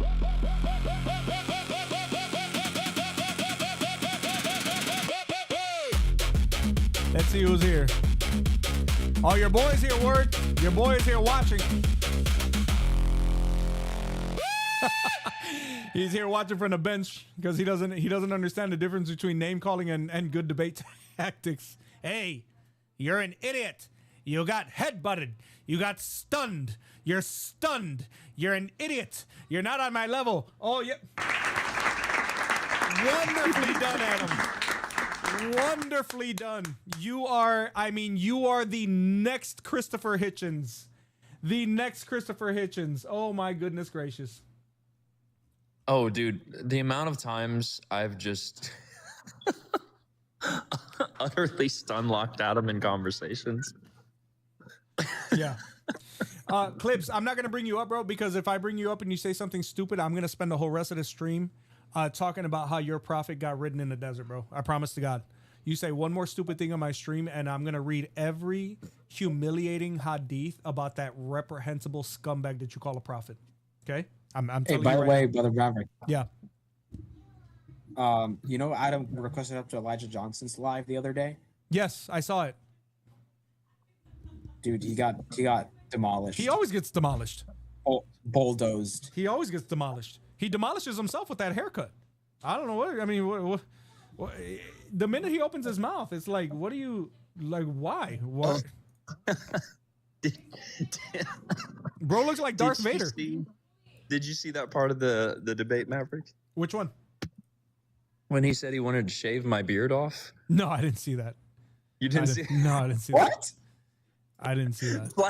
Flat out during the debate, he just randomly says, "I'm gonna shave that beard off, man." And I looked right. And he was like Malik. He was like, oh, lesbiana. That lesbiana wanted me to lick his feet and stuff. You wanted to touch my beard. Well, no, I turned it on him first. He said, "I want to shave that beard." I'm like, "Why you want to touch my face? That's a little gay, bro." Completely took him off. Yo, Like, oh, MJ God. with the retro headset, bro. Appreciate you. Let's go. Retro headset up in her. I got retro headset, y'all. Adam, No, stop. that hurt- that Adam, hurt. nobody likes you, bro. You're terrible at this. You're requesting up. You're going to say something stupid. You're going to get dropped. You don't know anything about Islam. You don't know anything about Christianity. And when you're asked to provide sources, you can't. You start launching ad hominems. And then you act. Bro, you've made the rounds, dude. You called Avery's stream. He smashed you. You've called mine. I've destroyed you. You spoke to Word is the Way. He elbow dropped you. And on top of that, he continued to respect you despite the fact that you didn't deserve it. Elijah slapped you down. I think Tiger has slapped you down. There's no Bought by Blood he grabbed you by your fro and he threw you across the street. Like, stop it already, bro. Like, you're one of those guys that loses fights nonstop and you claim victory. That's weird, bro. You are literally the Steve Urkel of the freaking Muslim world. Stop. This Stop is called embarrassing yourself. This is masochistic at this point. Yeah, dude. You're like It's masochistic at this point. It's It's like- I'm starting to think you have a kink, and you're gonna need to Dude, chill seriously. out. All right. Bro, do you even work? Like, what do you do? I've seen you at all hours of all days on Christian Lives. What do you do for a living, bro? Are you stupid for a living? Do you get paid for that? Hope, you're on stage. What's up? Hope, you there? Hello? 1, 2, 3, 1, 2, 3. Hello? Hope of the world? Nope. Okay. You have a good one, man. Who we talking about, Elijah? We're talking about Adam, bro. Adam. Adam the Muslim, dude. I mean, he's just so bad. He's so bad, bro. I like to call him Adam. Yeah. Dum-dum. Adam the dum-dum. He's requesting up. Dum-dum. Bro, let him come up. I bet you anything that conversation is gonna be like. Oh, so he why left. you not letting me? He left Let before I him could come- show it. Oh, dang. Before I could show it. Let him come up and pick his poison. All like right. He's gonna- literally anyone on this panel. All right, here. He's gonna come up like. He's gonna come up like, why are you? Let him come up and pick his poison. Because you're not ready to have a conversation. Bro, you are such a coward. Knew You it. are the Told you. biggest coward. See. Call That's me the, the Christian tiger. that's the Christian way. Talk and then mute and drop. You love debating when you drop me. That's the only time you want to talk. Just pick your poison, Adam. BBL, I don't know why you're talking like I don't embarrass you every time we speak. Okay, pick your poison. Who do you want? Who do you want to fight? Pick your fighter. Honestly, you guys are all low tiers, genuinely. The bear is probably the only decent one on here. I'll give him that. Adam, stay away from playgrounds, dude. What's wrong with me? Adam, I mean, you and I never even engaged in a conversation. Yeah, Why are that's you true. trashing me? That's true. I don't know you. I never Oh, heard see, you talk. okay, that's who. That might be who you need to conversate with because everyone else on this panel has already buried Okay, you. I'm curious to see how he handles my question because the prompt says they tell Paul be quiet. Yeah, take Why it does before the prompt says Christianity is more trustworthy than Islam? So I want to know, and this is what I asked Elijah. Supposedly he demolished me, like out of your mind. What is the first mention of any church father that fully articulates the Trinity? When did this doctrine become, if you claim that it's apostolic succession, why don't we see any explicit teaching of it until the 3rd and 4th century? It's important for fully express the Trinity explicitly. Here, just let Reformer bury him. Yeah, we'll see. What? We see the Trinity. We can't hear you, bro. Well, I George. can't. Yeah, George, we can't hear you. Hold on. Do you hear me? Sound like you're underwater, bro. Under the sea. Hello? Hello? Your mic Oh, was no, good a minute ago. I don't know what happened to it. I'll get my headset. Hold on. That's good. That's good. Oh, now we can hear you. No, wait. I'll get my headset because it will come back again. Hold on.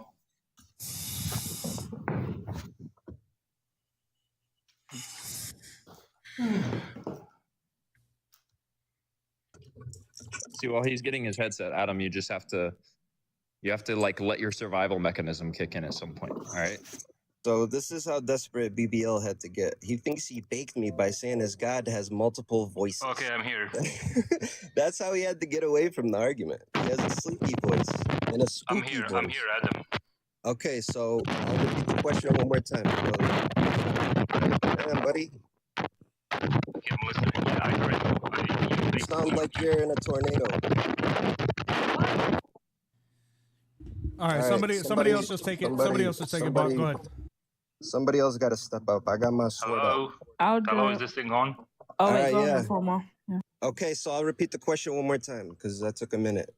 So you claim that your teaching of the Trinity and your doctrine was taught by the disciples of Christ, and it was the doctrine you have today is the result of apostolic succession, all the way from tracing back to Christ and his disciples. So if that's true, why don't we see any explicit mention? And instead, we actually see a lot of heretical claims because they didn't fully understand the now concept of the Trinity. Why did it take up until the 3rd and 4th century for the Trinity to be fully articulated? Why is there no mention of 3 persons, 1 essence, co-eternal, co-substantial? Why is that completely absent until the 4th century? Okay, so first of all, do you guys still hear me? Yeah. Yep. Yes. Okay, so first of all, we see Trinity in. I mean, I just don't understand how someone can read the Bible and not perceive Trinity. So, would you like me to stick to the Bible, or would you like me to stick to the church fathers? You're just cooking your church fathers because they didn't see it, obviously, right? So why should I? Okay, that's not true. Okay. When you say that, you obviously haven't read the church fathers. Okay, give me a church. That's the question. Give me a church father that fully articulates the Trinity prior to. Okay, hold on. I'm gonna get my phone. Because I watched the video. I watched the video. There were actually we have multiple church fathers, and even one of them gave us the term. They gave us the term Trinity. One of them. Yeah, that's Tertullian. He's in the 3rd century, and he still says heretical things. He doesn't have the full concept. He's not in the 3rd century. What are you talking about? He's in the 2nd century. Tertullian? No, he's not. Tertullian was born in 155. You're tripping. He was born in 155 That's AD. Justin Martyr. Tertullian lived around 155. 3rd century, bro. What's you wrong moron. with this guy? All right, 155 was when he was born. Look it up. Google okay, here it is. 1st century apostolic fathers. Clement of Rome. Hold on 1 second, George. Right there, genius. When does it say Tertullian was born? You talk out of your ass nonstop. Oh no. Okay, yeah, he's right. Yeah, I know. I know. Okay, Who's your daddy? Who's your daddy? Definitely not your. Your Tawheed was settled in the 18th century. Your Tawheed was settled in the 18th century, dude. Tertullian That's a joke. Because By the way, does not fully. That's a 10-second bakery right there. By the way, Brother Maverick. So where does he teach it? Your Tawheed was settled in the 18th century. This is what Patel has to do every time he gets baked. You gotta run. Every time this PDF. This absolute terrorist. Absolute terrorist PDF. Do you want me to share the church file? Because I have a website. Go ahead. Yeah, I have them in front of me as well. Yeah, George has it too. Yeah, here we go. Clement of Rome, 35 to 99 AD. He writes of Trinity. Ignatius of Antioch, 35 to 170. You got to read what they say. You got to give the quote. Here we go. Clement of Rome. Have we not one God and one Christ and one Spirit, capital S, of grace, poured upon us. That bakes you. You have one God and one what?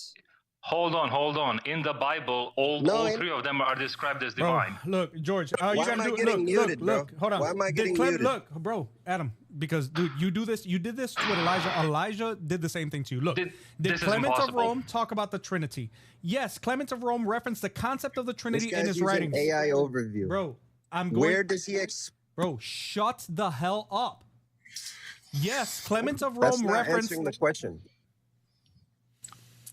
Yes, Clement of Rome referenced the concept of the Trinity in his writings, primarily in his surviving letter to the Corinthians known as First Clement, written around 96 AD. He did not use the word Trinity, which was coined later, but he affirmed all three divine persons and spoke of them together as a unified object of grace. His references appear in the form of the tripartite three-part formulas that associate the Father, Son, and the Holy Spirit. So when you go down right here, Clement of Rome Wikipedia, it's also found in Sacred Faith. It's also in Evidence Unseen. Bro, you don't know what you're talking about. Okay, you don't yeah, even you're know right. what you're talking about. Okay, sure, buddy. Where does he teach the Trinity? This guy's an idiot. This is impossible. This is, yeah. I dropped it for one reason. Okay, so this is dropped, right? Yeah, I wanted to do the same thing, but I was like, no, like, here's what he Maverick wants. might not like it, so. Here's what he wants. Hold on. I think, Here's what he wants. You're gonna share I think something, he right? has. Oh my God. I think he has a mental. Can I just disorder, finish? But that's just my opinion. Okay, all right. I'm not certified to actually clinically diagnose a person, but Okay. that is irregular behavior. All right, so here's what he wants, folks. He wants the exact verbiage, everything articulate as it was done in the councils earlier on. He's looking for the same words. No, later on, they articulated much more strongly. Okay, that means the concept is there. Everybody's talking about it. He's saying, why aren't they using the same words that they came up with in the 4th century? So, in other words, he wants to insist on that thing now. On the other hand, the doctrine itself was already established way earlier. Now, in Islam, ladies and gentlemen, his Tawheed, the third part of it, because it's broken down into 3. I'll show you this, guys. Here, 1 second here. Where is it? That came in the 18th century. Wait, he's gone? What happened? Is that the Tiger dropped him? Tiger dropped him, and let me see if it's him No, requesting again. Tiger? No, it's not. No. I did it. I did it. Yeah. Oh, sorry. I'm just minding my I business apologize. with my No, I kids. apologize. Tiger. Tiger's getting blamed. Wait. It's okay, Tiger, it's okay. I thought I heard you say, Tiger, that you dropped him. I literally thought that I heard you say I dropped him. That's why I said that you dropped him. No, it wasn't me. Okay, I apologize. It's okay. No, Jay dropped him in 2 ways. Jay dropped him when he actually relayed to him. Oh, sorry. No, you're fine. Go ahead, babe. I'm sorry. You were talking first. Go ahead, brother. I'll finish. I'll say it after. Go ahead. No, Jay dropped him when he said that Tertullian is 3rd century, and then Jay literally dropped him from the panel afterwards. Let me show your audience this. Let me show you this on camera if I can get it. Yeah, absolutely. If I can get it. Okay, ladies and gentlemen, this absolute must-stay Muslim, never ever come on our side. That level of stupidity the Ummah needs to have. This is the 3 parts of Tawheed. Remember, there are 3 parts of Tawheed, okay? All right, so this is initially, let me just quickly for you guys to understand this. On their Tawheed, you have 3 parts. You got Rububiyyah, you got Tawheed al-Asma wa Sifat, okay? And then you got Tawheed al-Uluhiyyah. 3 parts, okay? 3 divisions to Tawheed. It never started off that way. Let me introduce you to when the other parts came. In the 7th to 10th century, they believed only early Sunnis, Asharis, Maturis, Tahawis. They believed Tawheed. All that it's called Tawheed was one and indivisible. That's it. In the 13th to 14th century, in comes the biggest moron in Islam, Ibn Taymiyyah, and he introduces the Rububiyyah and the Uluhiyyah split. 13th to 14th century. This is a good 700 years after Muhammad. In the 18th century, Muhammad ibn Abdul Wahhab, or the Wahhabis, all the T's, the Salafis and the Wahhabis, the biggest T's in Islam, those guys, he added Asma wa Sifat to the form of the three-part system. So these idiots, and then in the 20th century, the Salafi revivalists institutionalized all these three parts, threefold Tawheed, into their books. 20th century. 20th century, ladies and gentlemen, is when the Salafis institutionalized the three parts. So this is their history. And he wants to come up here and ask us when the Trinity was there. All he's looking for in the Trinity is like, it has to show me where it says hypostasis. Show me where it says this, that. All the actual verbiage which was formalized much later on, 3rd, 4th century, he wants to see that in the earlier on. You don't need to. You have to just see the concept. On the other hand, you guys have started splitting stuff up over all these years.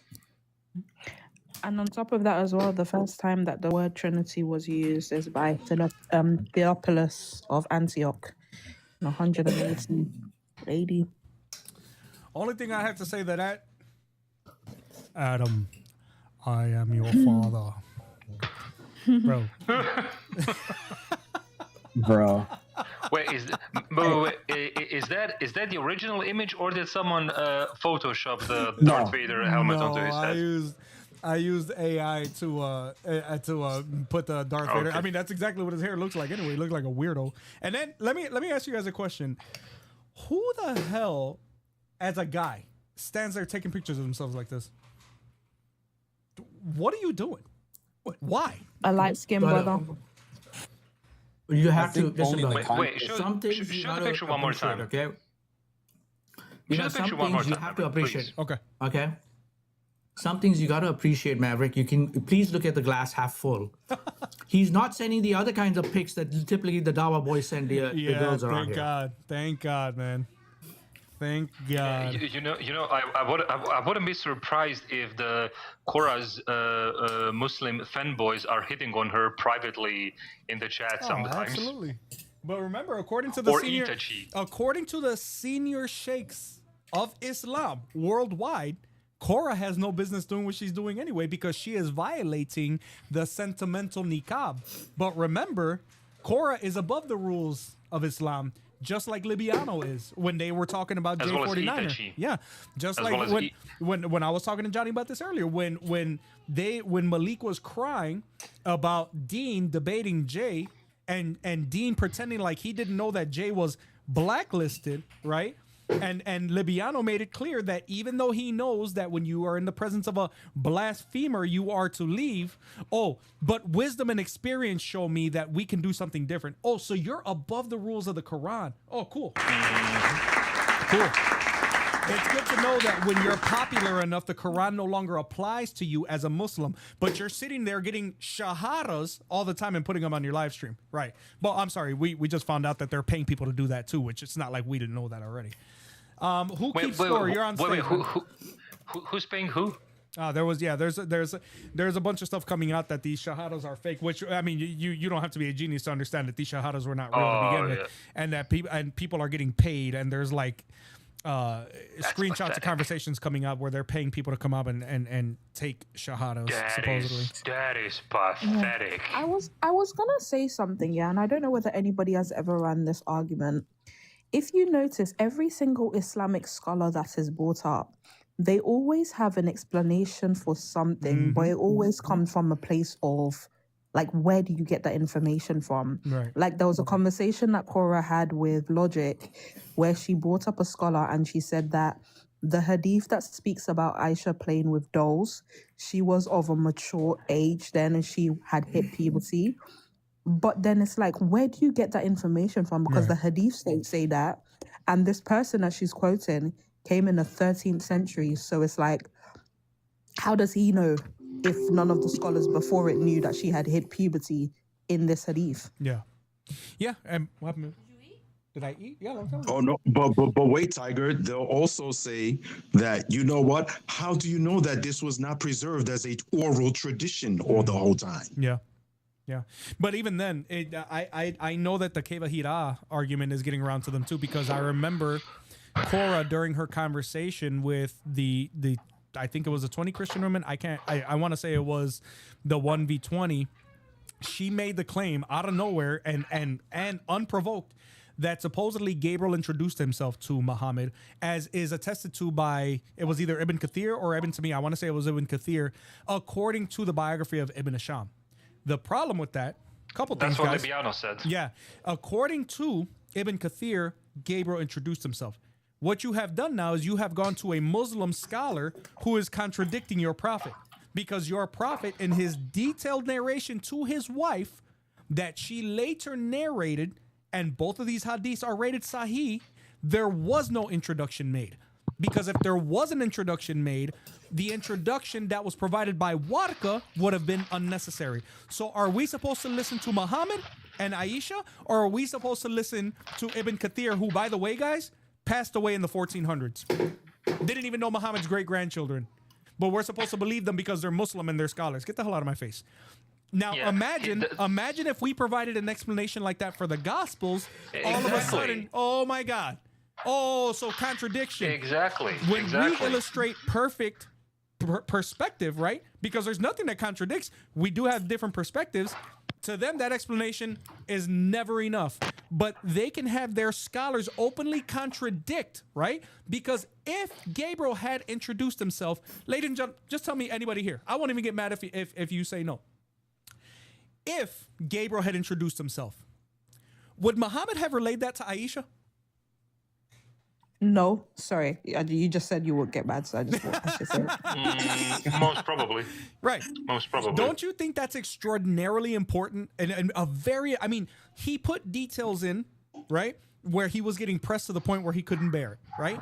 He put details in where the first 4 ayahs from Surah 96 were revealed, right? He even talked about how he would go back and get clothing and get food and go to the cave and meditate, right?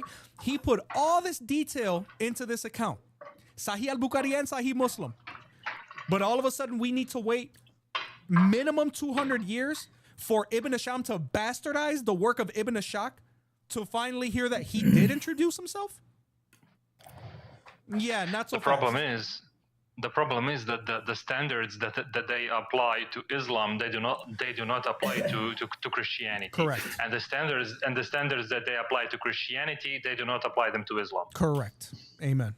Who, you are on stage, brother? What's up? Thanks. I won't take up too much of your time. You're good, man. I was going to say, great work. I appreciate y'all. And I just wanted to refer to Matthew 7:6.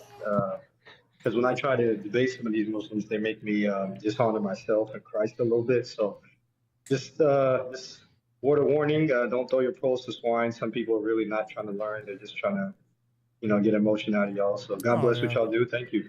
God bless you, brother. Thank you for coming. I appreciate you, man. We have what Will Reed on Video Ninja. What's up? Can you hear me? I can hear you. Can you hear me? Yes. What's up, man? Are you a Muslim? Yes, I am. What's going on? How can I help you? Is it related to the prompt? Partially. All right. No, it's not. It's not. Oh, what's your question then?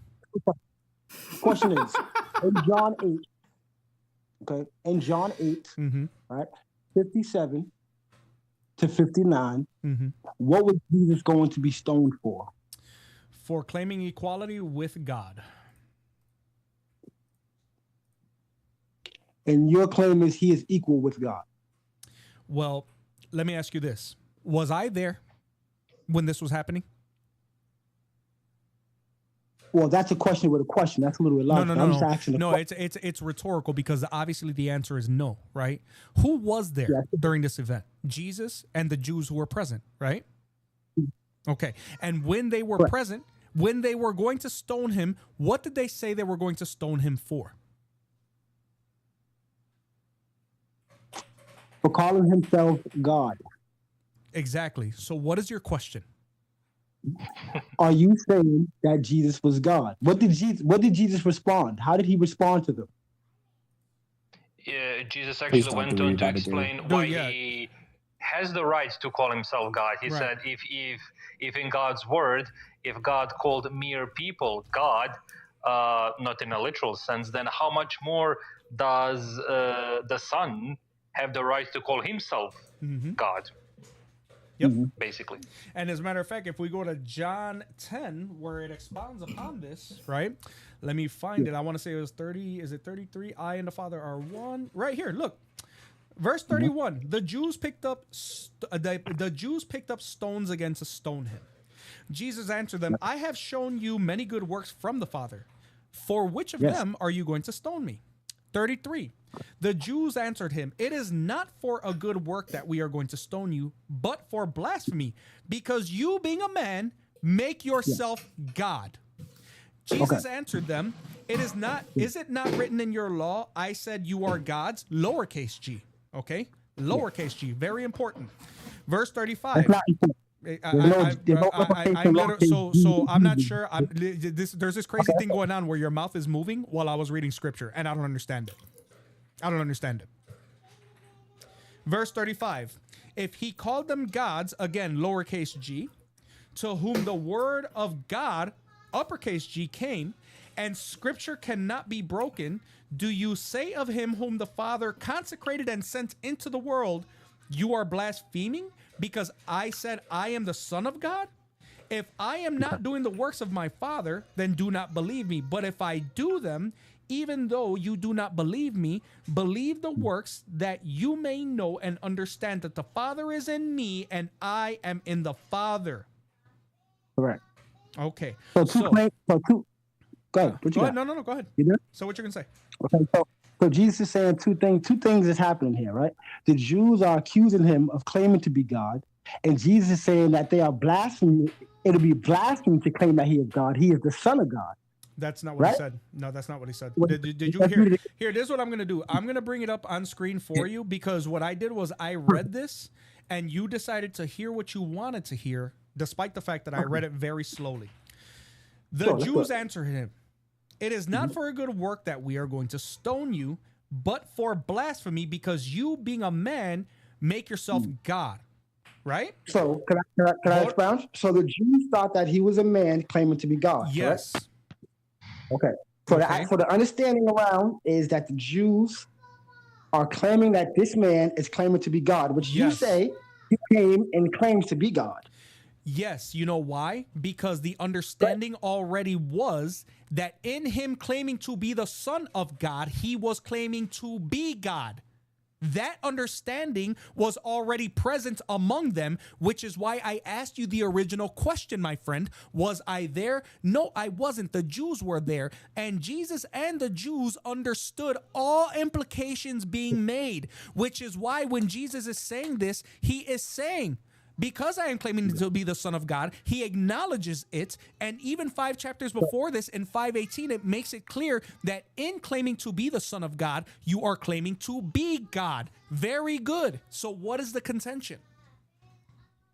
So claiming to be the Son of God is not claiming to be God. It actually is here, and I'm going to show you. Watch this. Hold on one second. You said a lot. No, hold on, because you're lying, dude. I don't allow people to lie. Look, right here. It's on the screen for you. How am I lying? I'm not even talking. Bro, because you said that Jesus claiming to be the Son of God is not claiming to be God. Okay, great. Well, here in John chapter 5, verse 18, it says Jesus is equal with God. 18. This is why the Jews were seeking all the more to unalive him, because not only was he breaking the Sabbath, but he was even calling God his own Father, making himself equal with God. Get out of my face, man.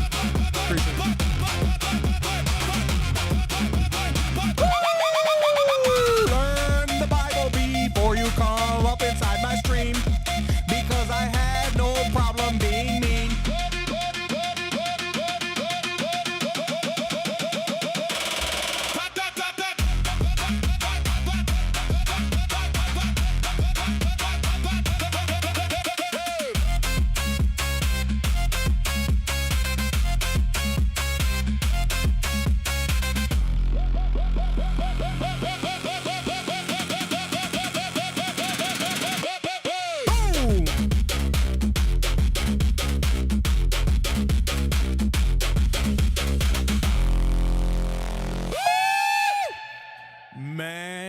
Let me tell you something, guys.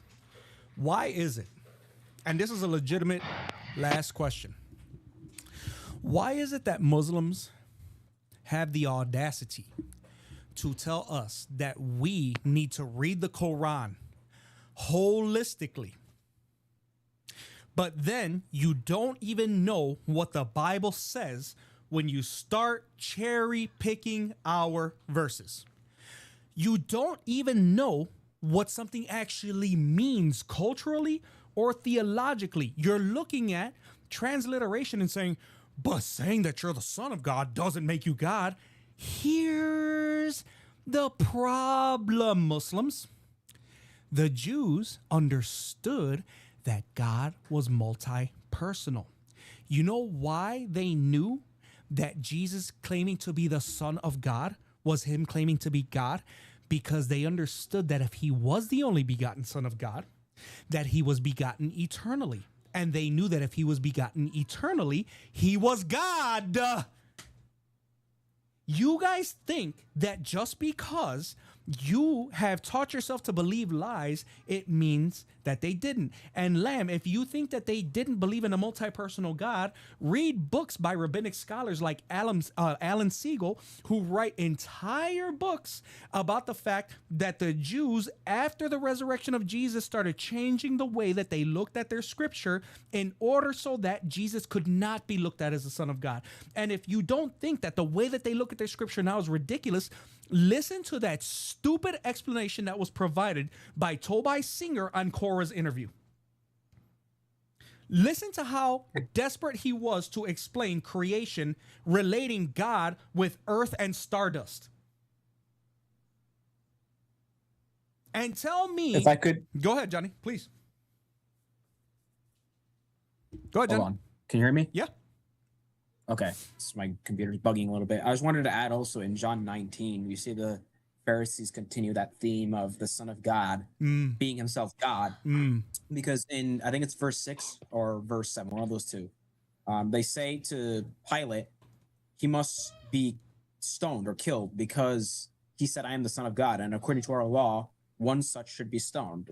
The law, they're taught the law of blasphemy, and I believe it's Leviticus 24. Or 23, one of the two, around there. And they're saying that because claiming to be the Son of God would make you share in the nature of God, just like a human child shares in the nature of their father. That's the thinking that they had. Yeah. So that's the common misconception that Unitarians and Muslims make is, oh, well, Jesus said he's the Son of God, not God. No, that title implies he's God by nature. And more precisely, guys, the only begotten Son of God, okay? The only begotten Son of God, which makes it clear that this happened in eternity. And Jews back then, I'll be damned if you're going to tell me that Jews back then were not intimately familiar with their scripture. Believe me when I tell you, these people knew that scripture backwards and forwards. Paul was ridiculous for this. Read the letters of Paul and go into the internet and see how many references there are to the Old Testament and to prophecy when Paul would speak.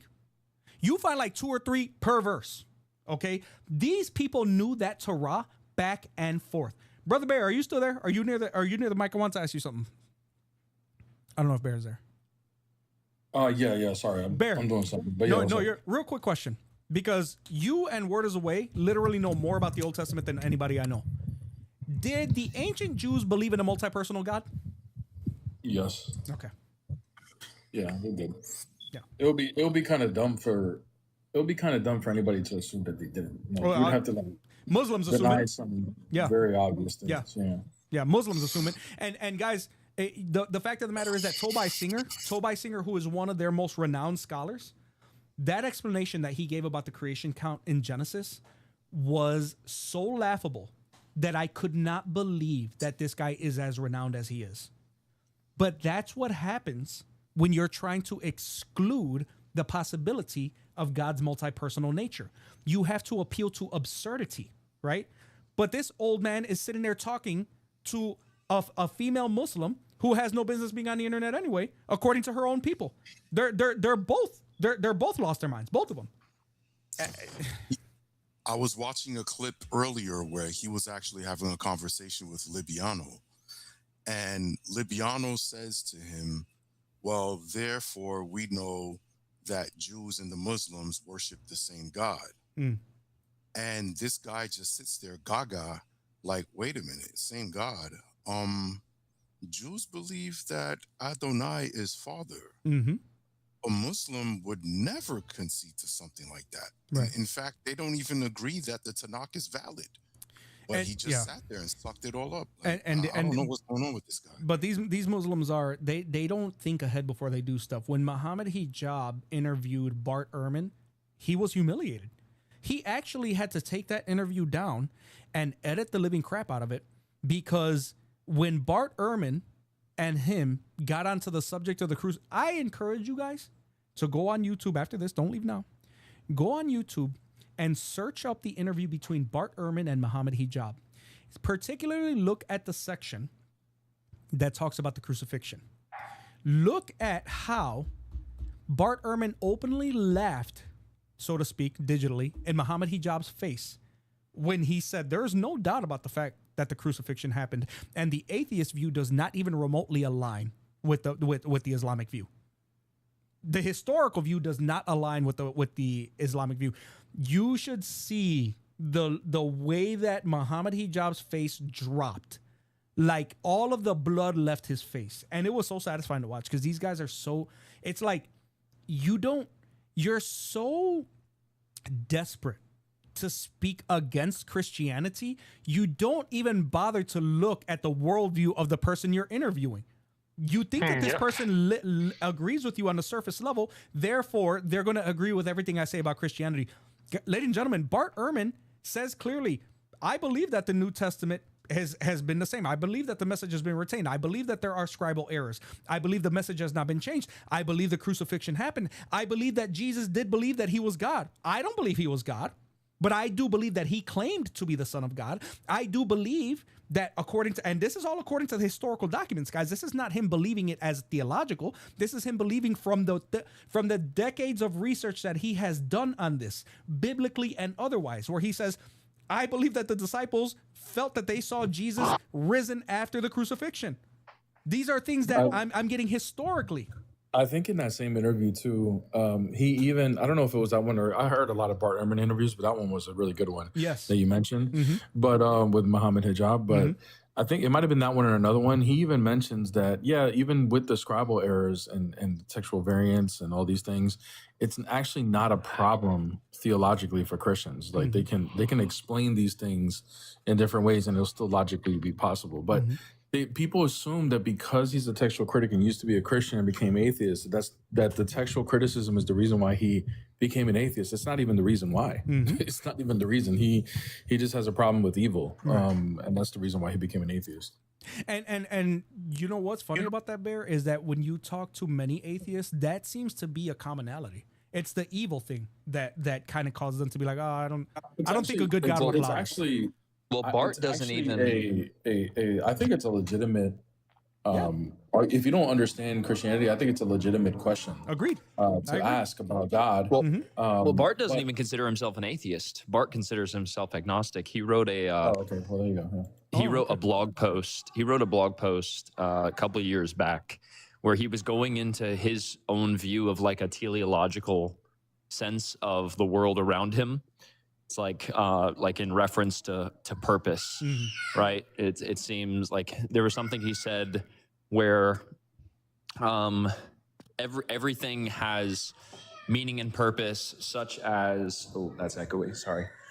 Everything has meaning and purpose, such as when a child points at a stone and sees that the stone is sharp, they say, okay, well, the stone is sharp because, and then they'll assign some meaning to it. They'll assign some purpose to it. The stone is sharp because, so a tiger, I think is what was said, so a tiger doesn't sit on it or something like that, right? But he went into this like whole teleological thing, and this is why he classifies himself as agnostic rather than atheist. Oh, okay. That makes sense. I'm gonna have to look into that.